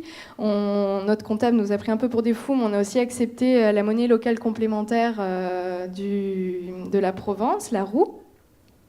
Voilà, je ne vais pas rentrer dans ces détails-là parce que ce n'est pas le sujet, mais on peut payer aussi certains de nos fournisseurs ou certains de nos clients peuvent nous payer en roue. Et donc toutes ces bonnes pratiques sont partagées sur notre blog, parce que notre idée aussi, c'est de pouvoir aider les consommateurs de demain, parce que voilà, nous, dans les tendances, clairement, qu'on a identifiées, mais surtout auxquelles on croit et auxquelles on veut participer, c'est que le consommateur se forme de mieux en mieux. On est conscient aujourd'hui que certains industriels nous ont un peu caché certaines pratiques pas très jolies. On a envie de savoir exactement ce qu'il y a dans notre produit. On préfère avoir des listes d'ingrédients bien courtes, savoir exactement ce qu'il y a dedans. On a envie de savoir que les personnes qui le produisent vivent bien, convenablement. Et on a envie, du coup, de bien identifier les produits, savoir d'où ils viennent. Bon, voilà. Bon, je ne vous parle pas de la RSE, notre charte RSE et notre plan d'action. Bon, voilà, ça c'est... la RSE, c'est clair pour tout le monde, je pense. La responsabilité de l'entreprise. Voilà, donc on est engagé là-dedans et notre souhait vraiment, même si on est tout jeune aujourd'hui, c'est qui peut le plus, peut le moins. Donc voilà, dès le démarrage, en fait, on est certifié par EcoCert en tant qu'entreprise responsable et l'idée, c'est de se développer en créant le moins d'impact négatif possible sur l'homme et l'environnement, de manière générale. Vous pouvez nous payer en euros, tout à fait. Voilà, merci pour votre attention. Si vous avez des questions. Merci. Et je ne sais pas si tu as dit que la brasserie était à Cavaillon. Oui, j'ai peut-être pas précisé. Tu l'as pas dit ? Non, c'est ce qui me semblait. On est à Cavaillon. On a démarré sur l'agroparc à Avignon, donc à la pépinière Creativa au tout démarrage. D'ailleurs, je voulais vous dire, vous avez présenté tout à l'heure les petits box de producteurs. Il y en a un. Il y en a un à l'agroparc, il n'y a pas besoin d'aller très loin. Voilà, et puis on a eu besoin d'un peu plus de place parce qu'on a démarré dans 50 mètres carrés, donc c'était un petit peu serré. Et voilà, donc là on vient de déménager sur Cavaillon, sur le Mine, donc tout à côté. Des questions ? Oui.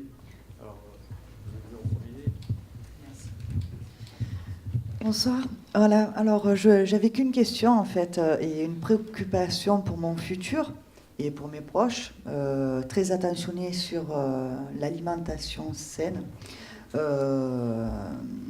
Ce qui me préoccupe en priorité maintenant, c'est que va être notre futur pour pouvoir se nourrir sainement et à quel prix ?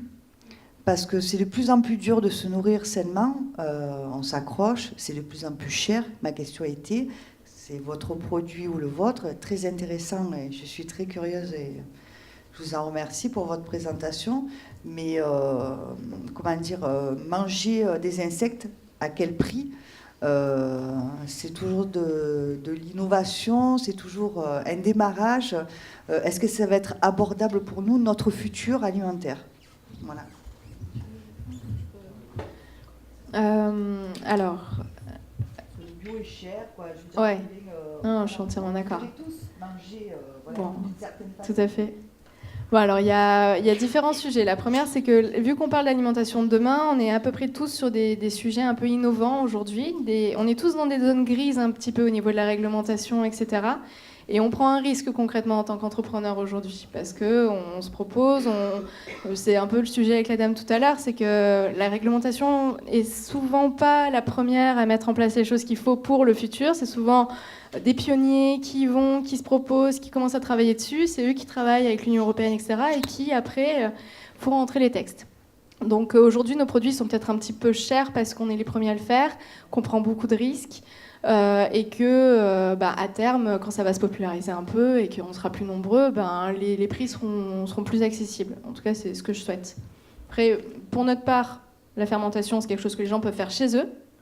Donc, et ça, on s'en cache pas et on partage nos pratiques. Donc, c'est le moyen de pouvoir consommer à un moindre coût, c'est de pouvoir faire soi-même. Mais c'est vrai qu'il y a un vrai sujet sur le bio, etc. Bon, après, je ne vais pas rentrer dans les sujets sociétaux, etc. Mais c'est vrai que, bon, on n'a pas parlé de la PAC, du fait que les agriculteurs bio aujourd'hui n'ont plus d'aide, on leur a coupé. Voilà, donc aujourd'hui, ce que vous ne payez pas dans vos légumes conventionnels, vous le payez déjà au travers de vos impôts. Donc vous ne payez pas vos fruits et légumes au vrai coût. Alors que le bio, vous payez au vrai coût. Donc vous payez 2 fois malheureusement, parce que vous payez vos impôts plus vos légumes bio. Mais voilà, donc il y a aussi la réglementation qui doit aussi se mettre à la page pour que ce soit équitable et juste pour tout le monde. Mais bon, j'ai bon espoir pour que ça arrive. Voilà. Clément, pour les insectes? Oui, une petite précision pour les insectes aussi. C'est vrai que globalement, le coût actuel des insectes est plutôt élevé. Notamment, en fait, c'est tout simplement... je dirais quand on compare en fait, le coût des insectes qu'on peut trouver en Thaïlande, où on va être aux alentours de $50 le kilo de grillon par exemple, et le coût en France, où là, globalement, les coûts, c'est plutôt 400 € le kilo de grillon. Globalement, il y a plusieurs facteurs, je dirais, qui rentrent en compte. Le premier, c'est globalement, au final, c'est un secteur nouveau, un nouveau métier. Et les élevages qui existent actuellement en France ou en Europe pour les insectes sont pas, je dirais, sont très jeunes en fait. Ils ont 1 an, 2 ans, voire 3 ans pour les plus vieux. Donc ils sont peu automatisés. Donc il y a plein de gens qui travaillent. C'est fait manuellement. Au final, et c'est pas, je dirais, optimisé dans les coûts ni rien. Donc ça explique une partie du coût élevé des insectes. Et ensuite aussi le fait qu'il y ait peu de volume explique qu'au final les coûts sont importants. La volonté que j'ai moi, et c'est aussi celle de mes éleveurs, c'est forcément d'arriver à faire baisser le prix des insectes, les rendre plus abordables et pouvoir mieux les inscrire dans une consommation courante. Et ça va arriver, mais il faut laisser le temps aux éleveurs d'arriver à faire des volumes plus gros, optimiser les coûts. Et voilà, parce que concrètement, ce qui coûte beaucoup pour l'instant, c'est les frais de personnel, les locaux, tout le manuel en fait. Mais c'est une volonté qui est claire et nette. Et c'est aussi comme ça qu'on va réussir à faire que le produit va être démocratisé. On ne va pas toujours pouvoir vendre des insectes à 500 € le kilo d'insectes. Donc ça fait partie aussi du futur et des objectifs. Peut-être les questions qui concernent plusieurs intervenants, on peut peut-être les garder pour la fin. Et là, plutôt revenir sur donc, le kombucha. Est-ce qu'il y a des questions sur le kombucha? Oui? Oui, bonsoir. Juste une idée du prix? Oui, alors je vais vous donner le prix consommateur. La petite bouteille va sortir autour des 3 €. D'accord. La grande bouteille autour des 6 €. Ok. Merci.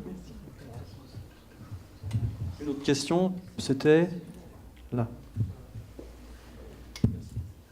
Oui, bonsoir. Je voulais savoir s'il y avait une réelle différence avec un kéfir de fruits et si vous pensiez vous diversifier justement, partir sur de la production de kéfir de fruits ou de produits plus santé ou plaisir. Alors le kéfir de fruits, c'est un cousin du kombucha, donc c'est pas le même ferment, mais ça va développer les mêmes intérêts, les micro-organismes, etc. Donc c'est un cousin, tout à fait. Sébastien a commencé quand c'était dans notre petite cuisine qu'il a fait tout ça pour démarrer. Il avait fait aussi du kéfir. Voilà. Il a préféré le kombucha. Le kéfir, donc, pour ceux qui ne connaissent pas très bien, donc, ça se développe dans l'eau. Donc, c'est des petits grains de kéfir blancs. On va sucrer l'eau. On va mettre une petite figue séchée et 2-3 tranches de citron. Ça va fermenter pendant 2 à 3 jours. Et on va avoir une sorte de petite limonade un peu sympa qui pétille et qui va être riche en micro-organismes de la même manière que le kombucha. Le kombucha, lui, ne se développe que dans le thé. Donc, ce qui nous a plu dans le kombucha, en plus du kéfir, c'est qu'il y a ce thé, donc la richesse des arômes du thé. Ça amène un intérêt en goût un peu plus intéressant que le kéfir. Et l'apport nutritionnel des antioxydants qui était un plus par rapport à l'eau du kéfir. Il y a des kéfirs de lait aussi, on peut faire ça dans du lait. Ok, on est pour la diversification, oui. Notre mission, ça a été écrit dès le démarrage, c'est de rendre sexy les produits fermentés. Donc, on ne s'arrêtera pas que sur le kombucha. Après, comme je disais à Adam tout à l'heure, on sait beaucoup d'investissements, c'est des risques qu'on prend. Donc, on essaye d'amortir déjà notre outil de production pour le kombucha, de continuer à répondre à la demande. Il faut savoir aussi qu'il y a des cross-contaminations de ferments. On peut pas faire fermenter n'importe quoi à côté du kombucha. On a eu des petites histoires aux États-Unis d'une brasserie de bière à côté d'une brasserie de kombucha. Ça a donné un truc un peu bizarre. Faut pas être à côté d'une boulangerie non plus parce qu'il y a des petits levains comme ça qui volent. Là, donc on pourra pas faire fermenter n'importe quoi à côté du kombucha et il faudra peut-être un deuxième local. Donc voilà, c'est pas pour tout de suite. Ok, je disais, on est à peu près raisonnablement en retard, donc 1 ou 2 questions encore.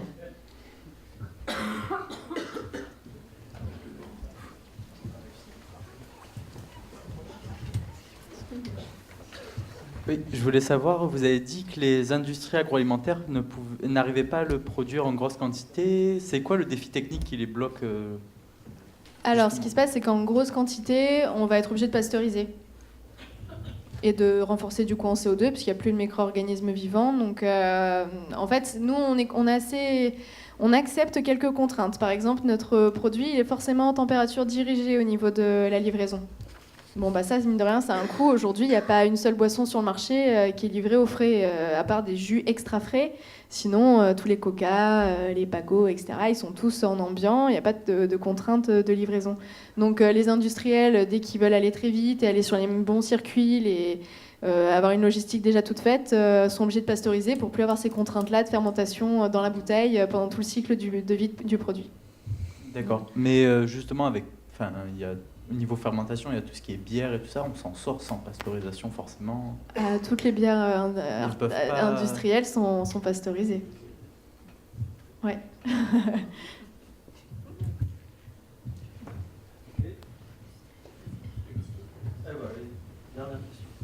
Bonsoir. Est-ce que vous craignez pas, justement, du fait de vous positionner sur les sodas sucrés, que si vous prenez vraiment un essor derrière, que vous puissiez avoir des freins mis par Coca, Origina Schweppes, les gros industriels en place, justement sur le flou qui peut entourer votre pratique? Ouais, c'est bon, j'ai fini. Oui, c'est un vrai sujet. On a la chance en Europe d'être un tout petit peu en retard par rapport à l'Amérique du Nord, où il y a eu beaucoup de microbrasseries, de kombucha, etc., qui sont créées ces 6-7 dernières années. Donc on a un peu le retour de leur expérience, et du coup en Europe, on essaye de s'organiser un petit peu mieux et de bénéficier de leur histoire. Et donc on est déjà regroupés, en fait, tous les brasseurs d'Europe sont regroupés pour travailler sur la réglementation, la gestion des définitions et tous les enjeux réglementaires. Voilà. Donc, normalement, on va essayer d'être un peu costaud ensemble, parce qu'on sait très bien que c'est pas tant les microbrasseries du coin le principal concurrent, ça va plus être les mastodontes de la boisson qui risquent de nous poser problème à terme. Ok, merci. On va passer à la présentation donc, de Jean-Bernard sur la spiruline. Voilà, je ne sais pas si tu veux te lever ou... Oui. Voilà. Bonjour à toutes et à tous. Donc, une présentation rapide. Donc, moi, je m'appelle Jean-Bernard Simian. Je suis ingénieur en agriculture de formation. Il se trouve que j'ai fait l'ISARA il y a 25 ans de ça. Donc, l'Institut supérieur d'agriculture de Rhône-Alpes, formation pendant laquelle je n'ai jamais entendu parler de la spiruline, pas plus que des insectes ou des boissons de type kombucha. Donc on voit que les choses évoluent. Vous avez de la chance ici d'entendre parler de tout ça. Donc j'ai démarré cette activité de production de spiruline en 2005. C'était à l'époque la première ferme de culture de spiruline en région PACA. Il y en avait 4 autres en France. On verra que depuis, le marché s'est beaucoup développé. On est de plus en plus nombreux à en cultiver, j'y reviendrai. Donc, je suis également membre et responsable de la communication de la Fédération des spiruliniers de France, qui est une association qui regroupe la majeure partie des producteurs artisanaux de spiruline en France. Donc, c'est plutôt à ce titre que je vous parle, plutôt qu'en tant que producteur identifié comme dépendant d'une marque en particulier. Donc, mon intervention, je l'ai appelée spiruline, le plus ancien des aliments du futur. On va voir pourquoi. On va commencer par se repérer un petit peu dans la classification des êtres vivants. C'est important de se situer. J'en profite pour faire un petit clin d'œil à nos amis du service communication de l'ICEMA qui ont illustré la spiruline avec une algue ici, une algue brune exactement, qui s'appelle le wakame. Alors qu'en fait, la spiruline se situe ici, bien loin, puisque là on est dans les végétaux, ici on est dans les bactéries, on en parlait tout à l'heure avec le kombucha, et la spiruline se situe donc dans la classification des cyanobactéries qu'on appelle aussi les cyanophycées ou les algues bleues. Donc on est aussi dans le domaine des micro-organismes. À titre de comparaison, donc nos insectes se trouvent ici, et l'être humain il est à côté du zèbre ici chez les mammifères, donc on peut dire que la spiruline elle est exactement de l'autre côté par rapport au règne du vivant. Qu'est-ce que c'est que la spiruline? En fait, c'est un micro-organisme microscopique qu'on appelle souvent une micro-algue, de façon être un petit peu plus bien perçue par le public. On en parlait tout à l'heure, Nina a parlé des bactéries. Effectivement, les bactéries sont nos amis en réalité, sauf que dans l'imaginaire public, elles sont souvent associées à des choses négatives comme la maladie, les infections, etc. En réalité, la plupart des bactéries sont extrêmement positives, extrêmement favorables à la vie sur Terre, notamment la famille des cyanobactéries comme la spiruline est à l'origine de la création de l'atmosphère terrestre. On peut dire que c'est grâce aux spirulines, et bien qu'aujourd'hui on peut être sur Terre avec 20% d'oxygène dans l'atmosphère. Donc ce sont des éléments microscopiques, la taille réelle d'un bout à l'autre. Vous voyez qu'on a une forme spiralée. Ici, la taille réelle d'une spiruline, c'est à peu près 50 microns, donc un 20e de millimètre. J'en ai amené un peu en partant, pour qu'elle voie du monde. Donc j'ai pris dans un bassin de culture un petit échantillon. Là-dedans, il y a des dizaines de millions de spirulines qui sont là, qui vous regardent, et que je remettrai dans le bassin en rentrant chez moi. On les regardera au microscope. Tout à l'heure, j'ai amené un microscope pour que vous puissiez voir ça directement de vos propres yeux. Donc sur Terre depuis 3,5 milliards d'années, c'est pour ça que c'est quelque chose d'assez ancien, on n'a rien inventé. C'est une des premières formes de vie apparues sur Terre et une forme de vie capable de photosynthèse, donc d'utiliser la lumière du soleil directement comme source d'énergie. Également un aliment ancien, puisqu'il est connu cet aliment depuis très longtemps. J'ai retrouvé ici un exemplaire de Science et Avenir datant de 1959 qui titrait « Depuis des lustres, une tribu primitive du Tchad exploite la nourriture de l'an 2000 ».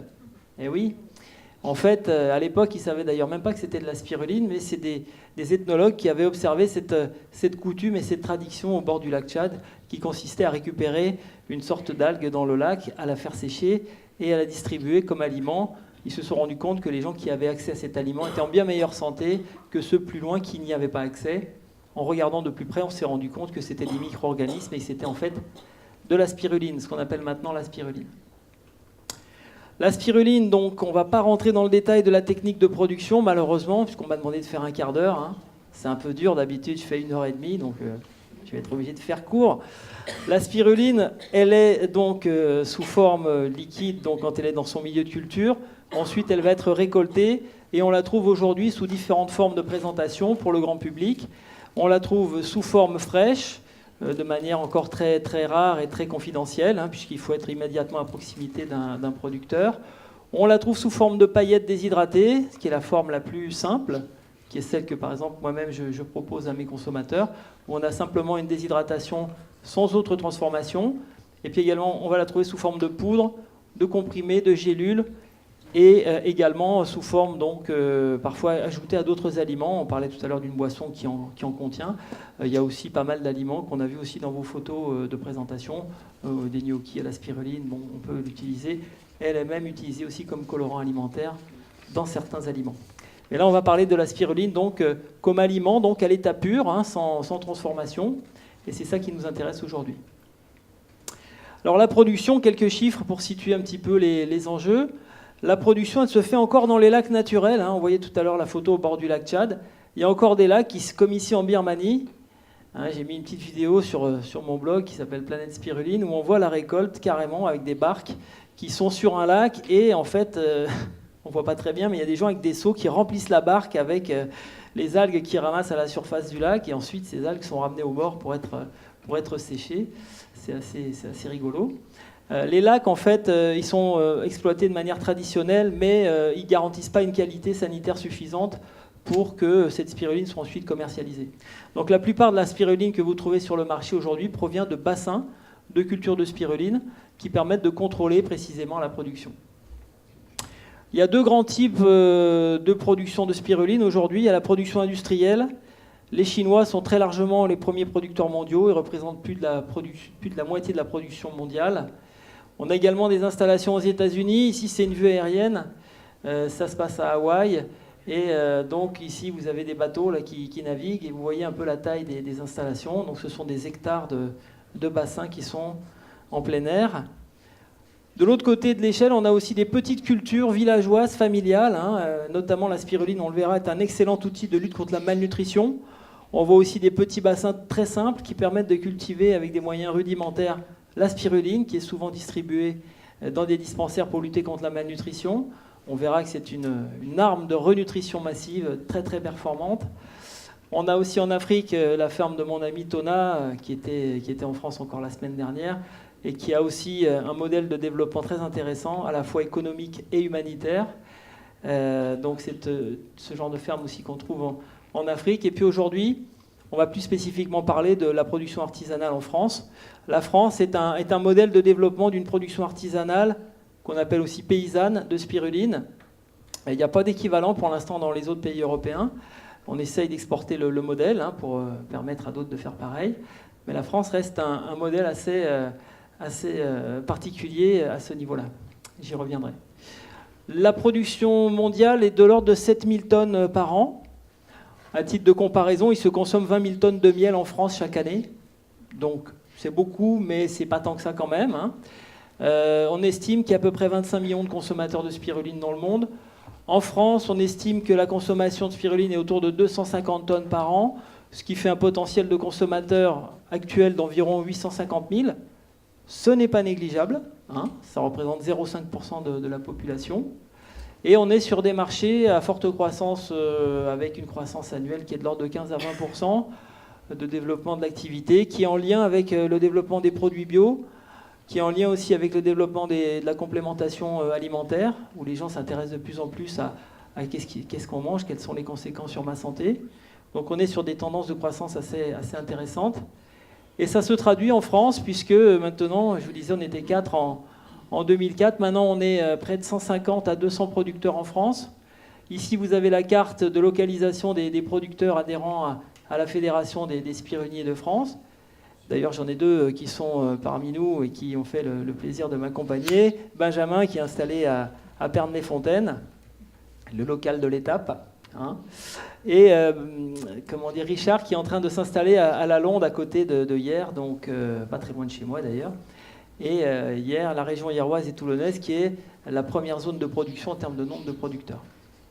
On estime la production française actuellement à 70 tonnes par an, ce qui représente à peu près un petit tiers de la consommation nationale.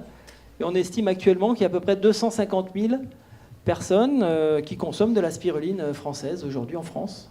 Peut-être qu'il y en a parmi vous d'ailleurs, ou qu'il y en aura bientôt parmi vous, j'espère. Pourquoi est-ce que les gens consomment de la spiruline ? Écoutez, c'est parce qu'ils y trouvent un intérêt. Alors cette photo a été faite par une artiste qui a voulu illustrer tout en vert un certain nombre de choses, notamment qui sont les consommateurs de spiruline. On y retrouve une jeune fille qui représente les amateurs de produits naturels, de produits locaux, qui est plutôt, entre guillemets, baba cool, on va dire. On y retrouve le producteur spiruline lui-même, d'ailleurs, qui est un gros consommateur de spiruline, forcément.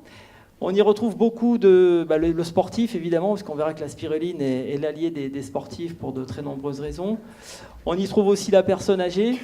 Les seniors sont des personnes qui sont particulièrement vulnérables et qui sont très réceptives à des aliments qui vont leur permettre une renutrition et un regain de capital vitalité. On y trouve une personne en convalescence, également des gens qui sont très intéressés par la spiruline, et puis une jeune fille qui représente le côté cosmétique, le côté bien-être, le côté minceur aussi, puisque la spiruline est un allié de la bonne santé en général. Voilà pour imager un petit peu le grand type de profil de consommateur. En réalité, la spiruline peut être consommée par tous, de l'âge de 6 mois jusqu'à plus de 100 ans. Tout le monde peut manger de la spiruline, c'est un aliment qui est tout à fait universel, on va dire. Alors qu'est-ce qui attire tous ces consommateurs ? Il y a bien une bonne raison, c'est qu'ils y trouvent un intérêt, bien sûr. C'est pas que pour nous faire plaisir qu'ils viennent acheter de la spiruline, c'est parce qu'ils en voient leur avantage. Alors la composition de la spiruline, elle est extrêmement détaillée. On a distribué des petits documents que chacun a dû avoir en entrant. Dedans, il y a la composition qui est un peu plus détaillée. Il y a énormément d'éléments nutritifs. Tout ça est très documenté. J'ai amené quelques livres, il en existe encore beaucoup d'autres. Il y a des milliers d'études sur la spiruline qui existent depuis des dizaines et des dizaines d'années, qui sont faites, qui permettent de connaître quelle est la composition de la spiruline. Et on va voir qu'elle est tout à fait exceptionnelle. En réalité, c'est clairement l'aliment de tous les records, tout simplement parce que c'est la plus forte teneur en protéines connue jusqu'à présent, un peu plus que les insectes. 60 à 70% de protéines avec tous les acides aminés essentiels présents. Également, très forte teneur en bêta-carotène, puisque on va consommer l'équivalent d'une cuillère à café de 5 grammes par jour de paillettes de spiruline et qu'on aura déjà toute la dose de bêta-carotène de la journée, hein, donc le bêta-carotène qui est le précurseur de la vitamine A, qui est extrêmement utile pour la bonne mine, bien entendu, mais aussi pour la vue, pour les yeux et tout un tas de processus cellulaires. La spiruline est très riche dans un acide gras pas très connu, mais pourtant essentiel, l'acide gamma-linolénique, qu'on trouve dans le lait maternel, dans la spiruline et dans quelques huiles végétales, mais extrêmement rare dans l'alimentation. C'est un oméga 6 très précieux, notamment au niveau du système nerveux. Également des molécules très rares comme la superoxyde dismutase, qui est un antioxydant extrêmement puissant. Beaucoup de fer assimilable, qui va être extrêmement utile pour augmenter la production d'hémoglobine. Également, la spiruline fait partie de la famille des algues bleues parce qu'elle contient un pigment qui lui sert à faire la photosynthèse, qui est un pigment de couleur bleue et qui a des particularités extrêmement intéressantes. La spiruline est un des seuls aliments qui contient ce pigment qu'on ne trouve pas dans les aliments classiques. Et en bonus, vous avez plus de 50 nutriments utiles avec tout ça, qui sont tous reconnus par l'organisme humain et qui peuvent tous être utilisés. Alors quand on parle des activités thérapeutiques, là, je suis obligé de parler doucement parce qu'il y a des lois qui interdisent aux producteurs d'aliments de parler des bienfaits sur la santé des aliments. Tout ça est réservé au monde médical, aux médicaments, dans certains cas à certains compléments alimentaires. Donc là, je suis obligé d'enlever mon costume de producteur pour me faire simplement le porte-parole d'une jeune fille qui a fait une thèse de pharmacie en 2016. Il y en a déjà eu de nombreux autres, mais celle-là est récente. Spiruline, indication thérapeutique, où elle a fait un travail, je pense, sur 3 années, c'est en général le temps d'une thèse, et qui permettent de ressortir les 10 principales activités connues de la spiruline au niveau de la santé. Donc la neutralisation de l'acide lactique. On retrouve l'intérêt pour les sportifs de consommer de la spiruline, bien entendu. La phycocyanine, donc le pigment bleu, est un élément qui permet de neutraliser l'acide lactique dans le corps et d'éviter les crampes, les courbatures, les douleurs musculaires. Ce n'est pas du dopage, c'est autorisé, il n'y a aucun souci. Également, la spiruline permet le renforcement du système immunitaire en stimulant la production des lymphocytes, qui sont les cellules, les globules blancs, donc qui nous protègent des infections. La spiruline prévient également la dégénérescence cérébrale par les nutriments qu'elle amène au niveau de la fabrication des fibres nerveuses. Elle a des effets anti-cholestérol et anti-diabète qui sont reconnus. Également, c'est un élément de lutte contre la malnutrition extrêmement performant. La malnutrition, ça n'est pas qu'en Afrique, ça n'est pas que dans les pays en guerre. La malnutrition, c'est aujourd'hui aussi chez nous en France, puisque la majeure partie des aliments proposés par nos amis industriels avec de superbes emballages très colorés, en général, sont dépourvus de la plupart des choses intéressantes, les vitamines, les nutriments intéressants, qui sont remplacés plutôt par des colorants, des exhausteurs de goût et des agents techniques pour donner des saveurs ou des effets pétillants ou je ne sais quoi pour tromper le cerveau en fait et créer un acte d'achat qui est déconnecté de tout intérêt nutritionnel.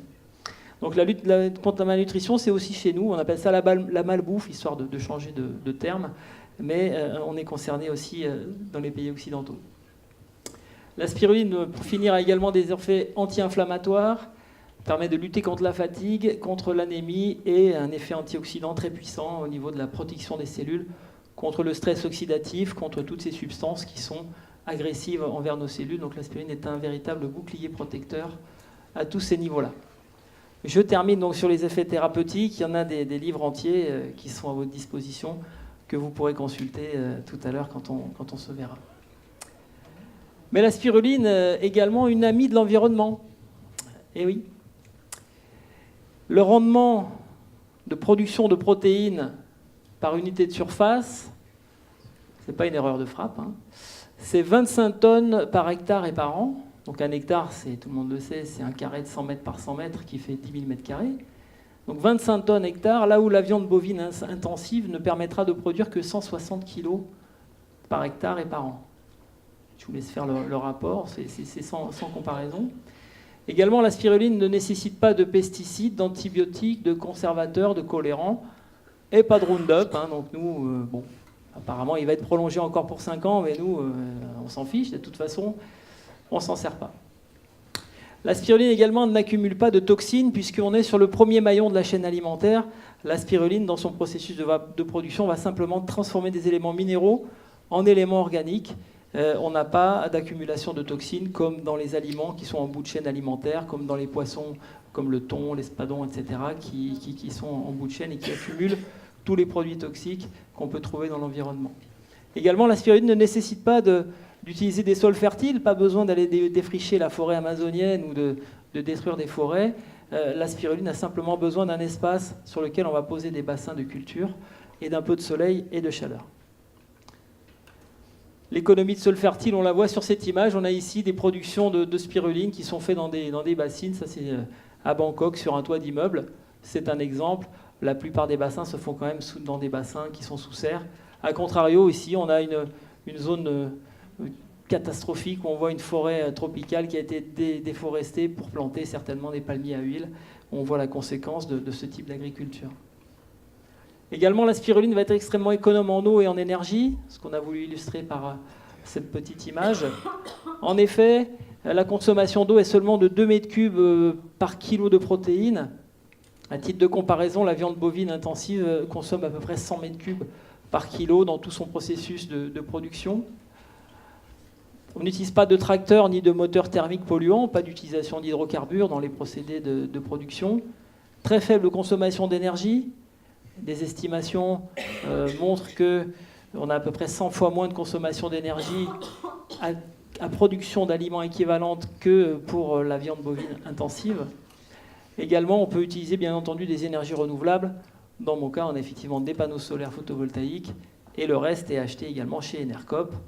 Enercop, une coopérative de production d'électricité renouvelable à laquelle tout le monde peut adhérer à la place d'acheter son électricité nucléaire chez EDF. N'oubliez pas, en rentrant chez vous, de regarder sur le site Enercop. Petite pub. Et également, il n'y a pas de résidus, tout est bon dans la spiruline. Hein, il y avait un dicton qui disait tout est bon dans le cochon, mais là c'est encore plus vrai dans la spiruline. Tout se consomme, il n'y a pas d'épluchure, il n'y a pas de noyau, il n'y a pas de pépins, rien n'est perdu. En fait, on va consommer l'intégralité de l'aliment et tout va être utilisé. Donc pas de gaspillage. Pour finir sur cet aspect aliment du futur, on ne peut pas parler du futur sans parler aussi du développement économique. Vous êtes tous là dans une école d'ingénieurs qui forment des gens qui ont vocation à travailler. Pour travailler, il faut avoir des entreprises qui embauchent, il faut avoir des activités qui créent de la richesse, qui créent des revenus. La spiruline aujourd'hui est un outil de développement économique. En France, nous observons une croissance des installations. Nous sommes considérés comme des agriculteurs. Donc on a presque 15% par an de taux de croissance des installations de producteurs de spiruline. Nous sommes passés de 4 fermes à plus de 150 en 12 ans, soit plus de 300 emplois créés rien qu'en France sur cette activité de production de spiruline. Alors que dans le même temps, le monde agricole connaît une crise sans précédent avec plusieurs milliers d'installations qui ferment chaque année, et sans parler des agriculteurs qui mettent fin à leur jour ou qui sont complètement déprimés, obligés d'aller manifester à droite et à gauche. Ce n'est pas le cas des spiruliniers qui ont plutôt le sourire.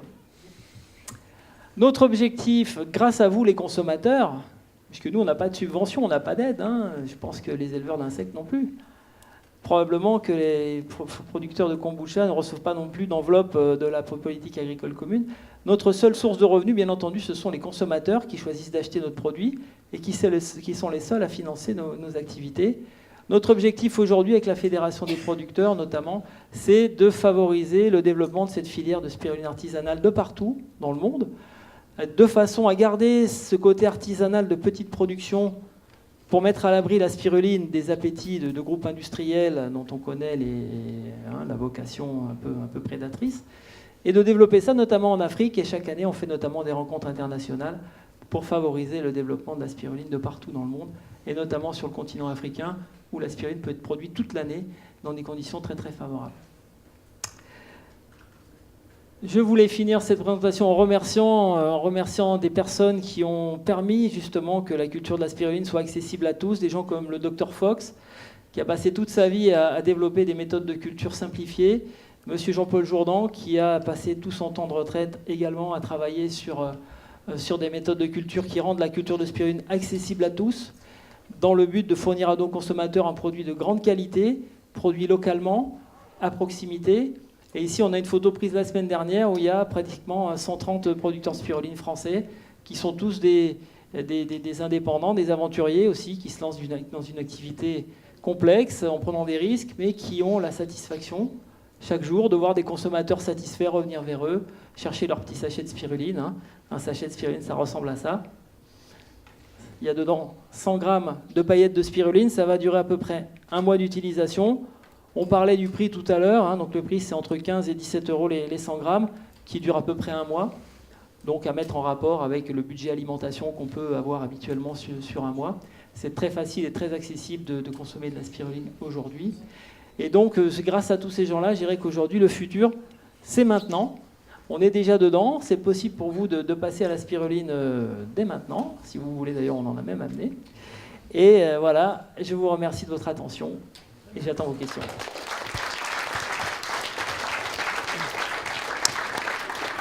Bien, donc je vous invite à poser des questions à Jean-Bernard, mais aussi à l'ensemble des conférenciers, parce que bon, il a largement dépassé son temps de parole, comme prévu. Comme prévu, 10 minutes.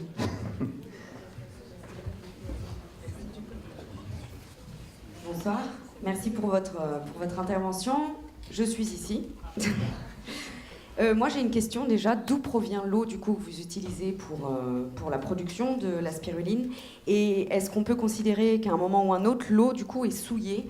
Combien de fois devez-vous changer les bassins par an? Enfin voilà, comment ça se passe vraiment au niveau de la production et d'utilisation d'eau, parce que là vous avez dit un moment M comparé à une production de bœuf, mais sur une année, qu'est-ce que ça représente en eau réellement? Voilà, la question de la qualité de l'eau est tout à fait essentielle. En effet, la spiruline se développe dans l'eau. Bien entendu, il lui faut une eau de bonne qualité. On ne peut pas se permettre d'avoir des eaux contaminées par des pesticides, des métaux lourds et autres, qui seraient d'ailleurs certainement toxiques aussi pour la spiruline, mais en plus, voilà, qui ne seraient pas convenables. Dans notre cas, on utilise l'eau qui est distribuée par l'entreprise qui s'appelle la Société du Canal de Provence, qui est l'eau qui est prise dans le Verdon, qui est une rivière du nord du département du Var. Donc c'est une eau brute, non traitée, hein, non stérilisée par de la javel ou des produits comme ça. Cette eau va être traitée sur place chez nous, simplement par filtration, puis une petite stérilisation par une exposition aux ultraviolets qui permettent de détruire d'éventuelles bactéries ou pathogènes présents. Et on a une eau qui a une qualité qui est très contrôlée, puisque la Société du Canal de Provence distribue l'eau également pour faire l'eau potable dans certaines agglomérations, et pour l'arrosage aussi de toutes les installations agricoles du sud du département du Var. Donc ça, c'est mon cas. Après, il y a d'autres sources d'eau chez mes confrères producteurs. Dans tous les cas, l'eau qui est utilisée dans la culture de spiruline doit être de qualité potable, c'est-à-dire qu'elle doit être totalement indemne, bien entendu, de contaminants et de germes potentiellement pathogènes. Même si les pathogènes, en réalité, ne peuvent pas survivre dans le milieu de culture de la spiruline, ce qui est un grand avantage aussi pour nous. La deuxième question, c'était la quantité consommée. À titre d'ordre de grandeur, nous, on va consommer pour une installation d'à peu près 500 m² de bassin, quelque chose comme 400 m³ d'eau par an, ce qui est un peu plus que la consommation d'un foyer de 4 personnes qui prend sa douche, qui va aux toilettes, qui prend la baignoire, qui lave sa voiture, etc. Donc c'est relativement faible, ça fait à peu près 1 m³ par jour en moyenne, et cette eau, donc, en fait, pendant le processus de culture, elle est constamment recyclée. L'eau, malheureusement, on ne m'a pas laissé le temps de présenter. Je ferais bien un petit quart d'heure de plus. Mais il faut. Non, je peux pas. Tu peux proposer une visite peut-être? Ah bah, bien entendu. Alors évidemment, nos installations sont ouvertes à la visite. On reçoit tous les jours des visites de consommateurs à qui on explique justement tout ça en détail sur place.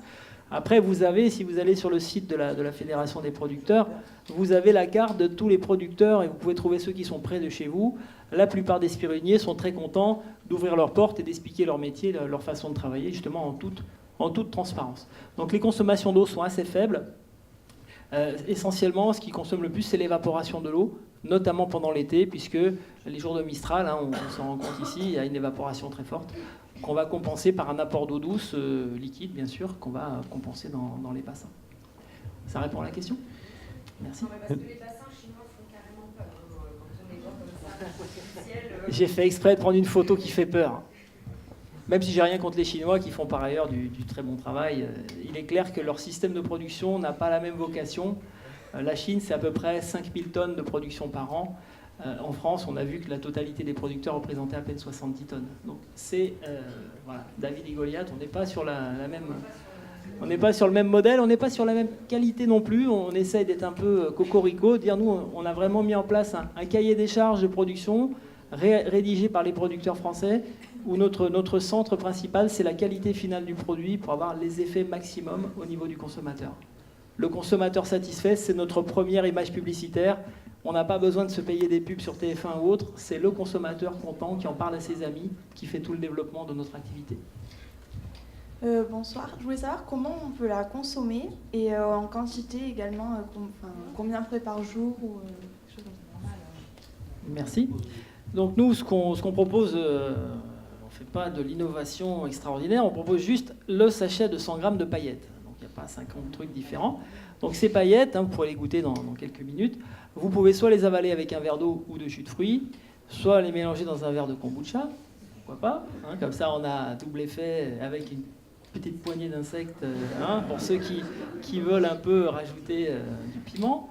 On va consommer l'équivalent de 5 grammes, de 3 à 5 grammes par jour, ce qui est assez peu, mais en termes de densité nutritionnelle, ça permet d'avoir des effets très spectaculaires au niveau de la santé, de la vitalité, de tous les effets qu'on a vus là, qui sont avérés, c'est pas comme ça pour fanfaronner. Tout ce que vous lisez dans les bouquins, nous on le voit quotidiennement par les témoignages de nos consommateurs qui sont tout à fait spectaculaires, et dans plein de domaines. Donc seulement 5 grammes, ça paraît peu, mais pourtant ça fait une différence qui est extraordinaire. La consommer, ça peut être le matin, ça peut être à midi. Le soir, c'est parfois un peu dynamisant, donc à part pour ceux qui veulent sortir en discothèque, en général, on recommande plutôt matin ou midi. Ça peut être mélangé avec des aliments. On peut aussi imaginer tout un tas de recettes. Il y a également des grands chefs qui ont travaillé là-dessus, notamment beaucoup avec l'Agence spatiale européenne et la NASA qui travaillent sur des programmes pour embarquer des aliments qui sont hautement performants. Ils ne peuvent pas s'encombrer avec des aliments inutiles. Donc la spiruline est étudiée depuis très longtemps, notamment pour une production même en milieu spatial et surtout pour une consommation pendant les séjours lointains. Pas besoin d'une grande activité pour prendre ça en fait. On peut rester être calme et... Alors, on n'a pas besoin d'être ultra sportif. La plupart de nos clients, nous on a beaucoup de sportifs parce que par chance j'ai quelques athlètes de très très haut niveau qui ont choisi de nous faire confiance. On a notamment depuis peu Axel Raymond qui est champion du monde de natation longue distance sur 25 km de distance en natation. Pardon. On a également des ultra-trailers, des coureurs de montagne qui font des très longues distances dans des conditions extrêmes. Ça nous a attiré, c'est vrai, un public de sportifs de haut niveau qui s'est intéressé à la spiruline.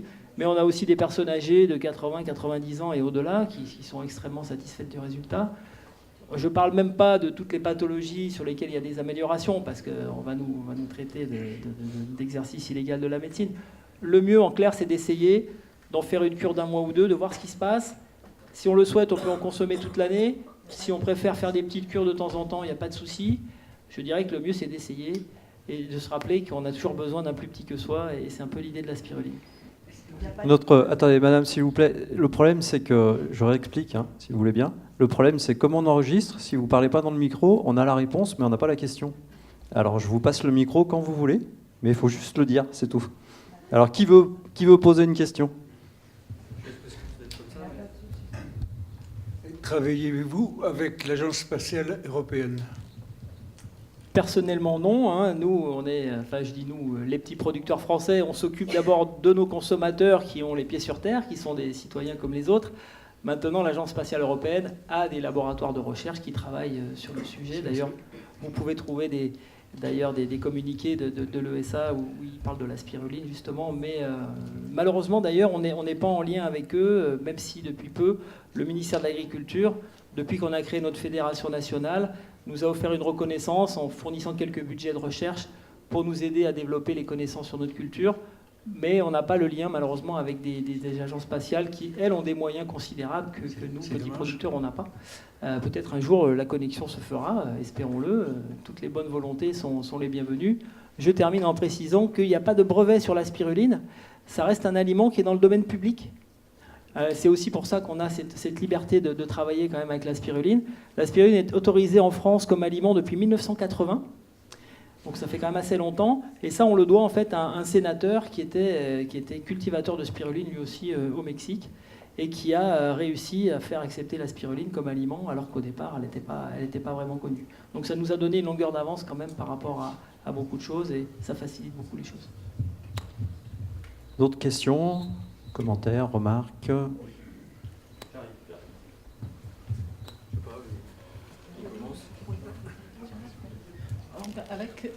Bonsoir. Avec ma collègue, on se posait la question sur les propriétés nutritionnelles de la spiruline après cuisson. Donc, si on la cuisine, que deviennent les propriétés nutritionnelles? Oui, alors c'est une bonne question. En effet, nous, on fait tout notre possible pour préserver ces qualités nutritionnelles, notamment la technique de séchage qui est privilégiée par les producteurs français, c'est ce qu'on appelle le séchage à basse température. On va travailler sur des séchoirs à air pulsé où on ne dépasse pas une température de 40 à 45 degrés, dans l'idée de rester sur ce qu'on appelle l'alimentation crue, de ne pas dépasser certaines températures. Effectivement, au-delà de ces températures, on a certaines substances, certaines vitamines, certaines enzymes qui sont dénaturées. On a une sorte de cuisson qui se produit, une modification de l'effet de certains paramètres nutritionnels. Donc nous-mêmes, enfin moi-même en tout cas, je recommande de ne pas cuisiner la spiruline, de l'avaler crue, nature, simplement avec un verre de boisson ou mélangé avec un autre aliment, c'est très facile. La cuisson n'apporte aucun intérêt, ni gustativement, ni techniquement, et au contraire, elle dégrade la qualité. Alors je viens de voir qu'il était plus de 20 heures déjà. Donc si vous souhaitez consacrer un petit peu de temps à la dégustation des produits, une toute dernière question. Ah, c'est pas mal joué ça. Bonsoir. On a vu qu'il y avait différentes formes de spiruline, en paillettes, en comprimé, en gélule. Est-ce qu'il y a des formes qui sont plus intéressantes que d'autres, ou toutes les formes se valent? Évidemment, je vais prêcher pour ma paroisse, évidemment. La forme en paillettes, encore une fois, j'espère que vous aurez l'occasion de visiter une ferme de spiruline pour voir comment ça se produit. La forme qu'on appelle en paillettes, c'est l'algue entière, si vous voulez, déshydratée simplement, mais qui reste dans son état normal, sans transformation. C'est un peu comme la figue séchée par rapport à une figue mûre. Il n'y a pas de transformation supplémentaire. Dès lors qu'on commence à faire des gélules, des comprimés, de la poudre, des produits plus élaborés, il faut imaginer qu'on va retravailler le produit, on va lui faire subir des contraintes mécaniques, de broyage, de chauffage, de compression, d'ajout éventuellement de certains additifs agglomérants. Tout ça pour rendre le produit soi-disant plus attractif et plus sexy. En réalité, on dénature la qualité et souvent on arrive à des niveaux de prix qui sont extrêmement élevés et qui gênent les gens, qui font attention à leur budget. On en parlait tout à l'heure, il ne faut pas aller sur des budgets trop élevés. Donc on reste, nous, dans l'idée d'un rapport qualité-prix maximum. Le prix qu'on propose, nous, il est basé sur la réalité de nos coûts de production en France. On n'a pas demandé à une agence de marketing de regarder les prix du marché pour fixer un prix. On est parti de qu'est-ce qu'on doit mettre comme énergie, comme temps de travail pour produire, quels sont les coûts du foncier en France pour s'installer, les coûts d'une serre, les coûts d'une installation et tout ce qui va autour. Et à la fin, l'idée, c'est quand même de gagner notre vie. On parlait des produits équitables tout à l'heure. Le plus équitable, c'est que le producteur, l'agriculteur puisse gagner sa vie dignement, simplement en vendant un produit au bon prix à un consommateur qui sera satisfait. De cette façon, l'agriculteur n'a pas besoin d'aller réclamer des subventions ou des aides, il se débrouille tout seul comme un grand, et le consommateur, lui, fait un geste direct, concret, conscient, en direction de quelqu'un qui fait du travail, qui est acteur de son développement économique local, qui souvent ouvre ses portes en toute transparence pour faire connaître son métier. Et les gens sont souvent extrêmement enchantés de savoir comment est fait l'aliment qu'ils consomment, alors que la plupart des aliments qu'on consomme aujourd'hui, on n'a aucune idée de la façon dont ils sont faits. Et si on le savait, je dirais que parfois on serait même horrifié. Ne parlons pas des élevages industriels et tout le reste. Et enfin, pour conclure et rebondir sur la question du coût de l'alimentation, tout à l'heure, on parlait que le consommateur payait 2 fois le prix. En réalité, il le paye 3 fois sur l'agriculture qu'on appelle conventionnelle. Il le paye en achetant son aliment, il le paye par ses impôts pour les subventions qui sont reçues par les agriculteurs, mais il le paye aussi pour dépolluer l'environnement qui a été souillé par les pesticides, les engrais chimiques, etc. Il le paye même une 4e fois au niveau des effets sur la santé et du trou de la sécurité sociale, puisque là, beaucoup d'aliments qu'on consomme aujourd'hui sont des sources de maladies au lieu d'être des sources de nutrition. Aujourd'hui, c'est extrêmement documenté, on le sait parfaitement. Donc acheter en direct aux producteurs, privilégier un achat local de qualité, c'est aussi faire un acte économique global, même si on a l'impression de payer un peu plus, au moins on sait où va l'argent. Voilà. Bien, écoutez, je vous demande d'applaudir nos intervenants, de les remercier. Je vous invite peut-être à aller vous installer là-bas, le temps qu'on arrive. Moi, j'ai juste 2-3 trucs à dire. Donc, laisse... Oui, ça c'est sûr. Pour un type de 93 ans, il présente pas mal, je trouve. Donc, la suite des opérations, c'est de traverser le bâtiment par le petit couloir qui est là, et nos intervenants sont au bout du couloir pour vous faire déguster les produits. Il y a aussi un petit cocktail. Voilà. Donc on espère que ça vous a plu, on espère que vous avez noté le prochain After Work au mois de juin, le 7, sur l'impact environnemental de l'alimentation. Voilà, merci et bonne soirée.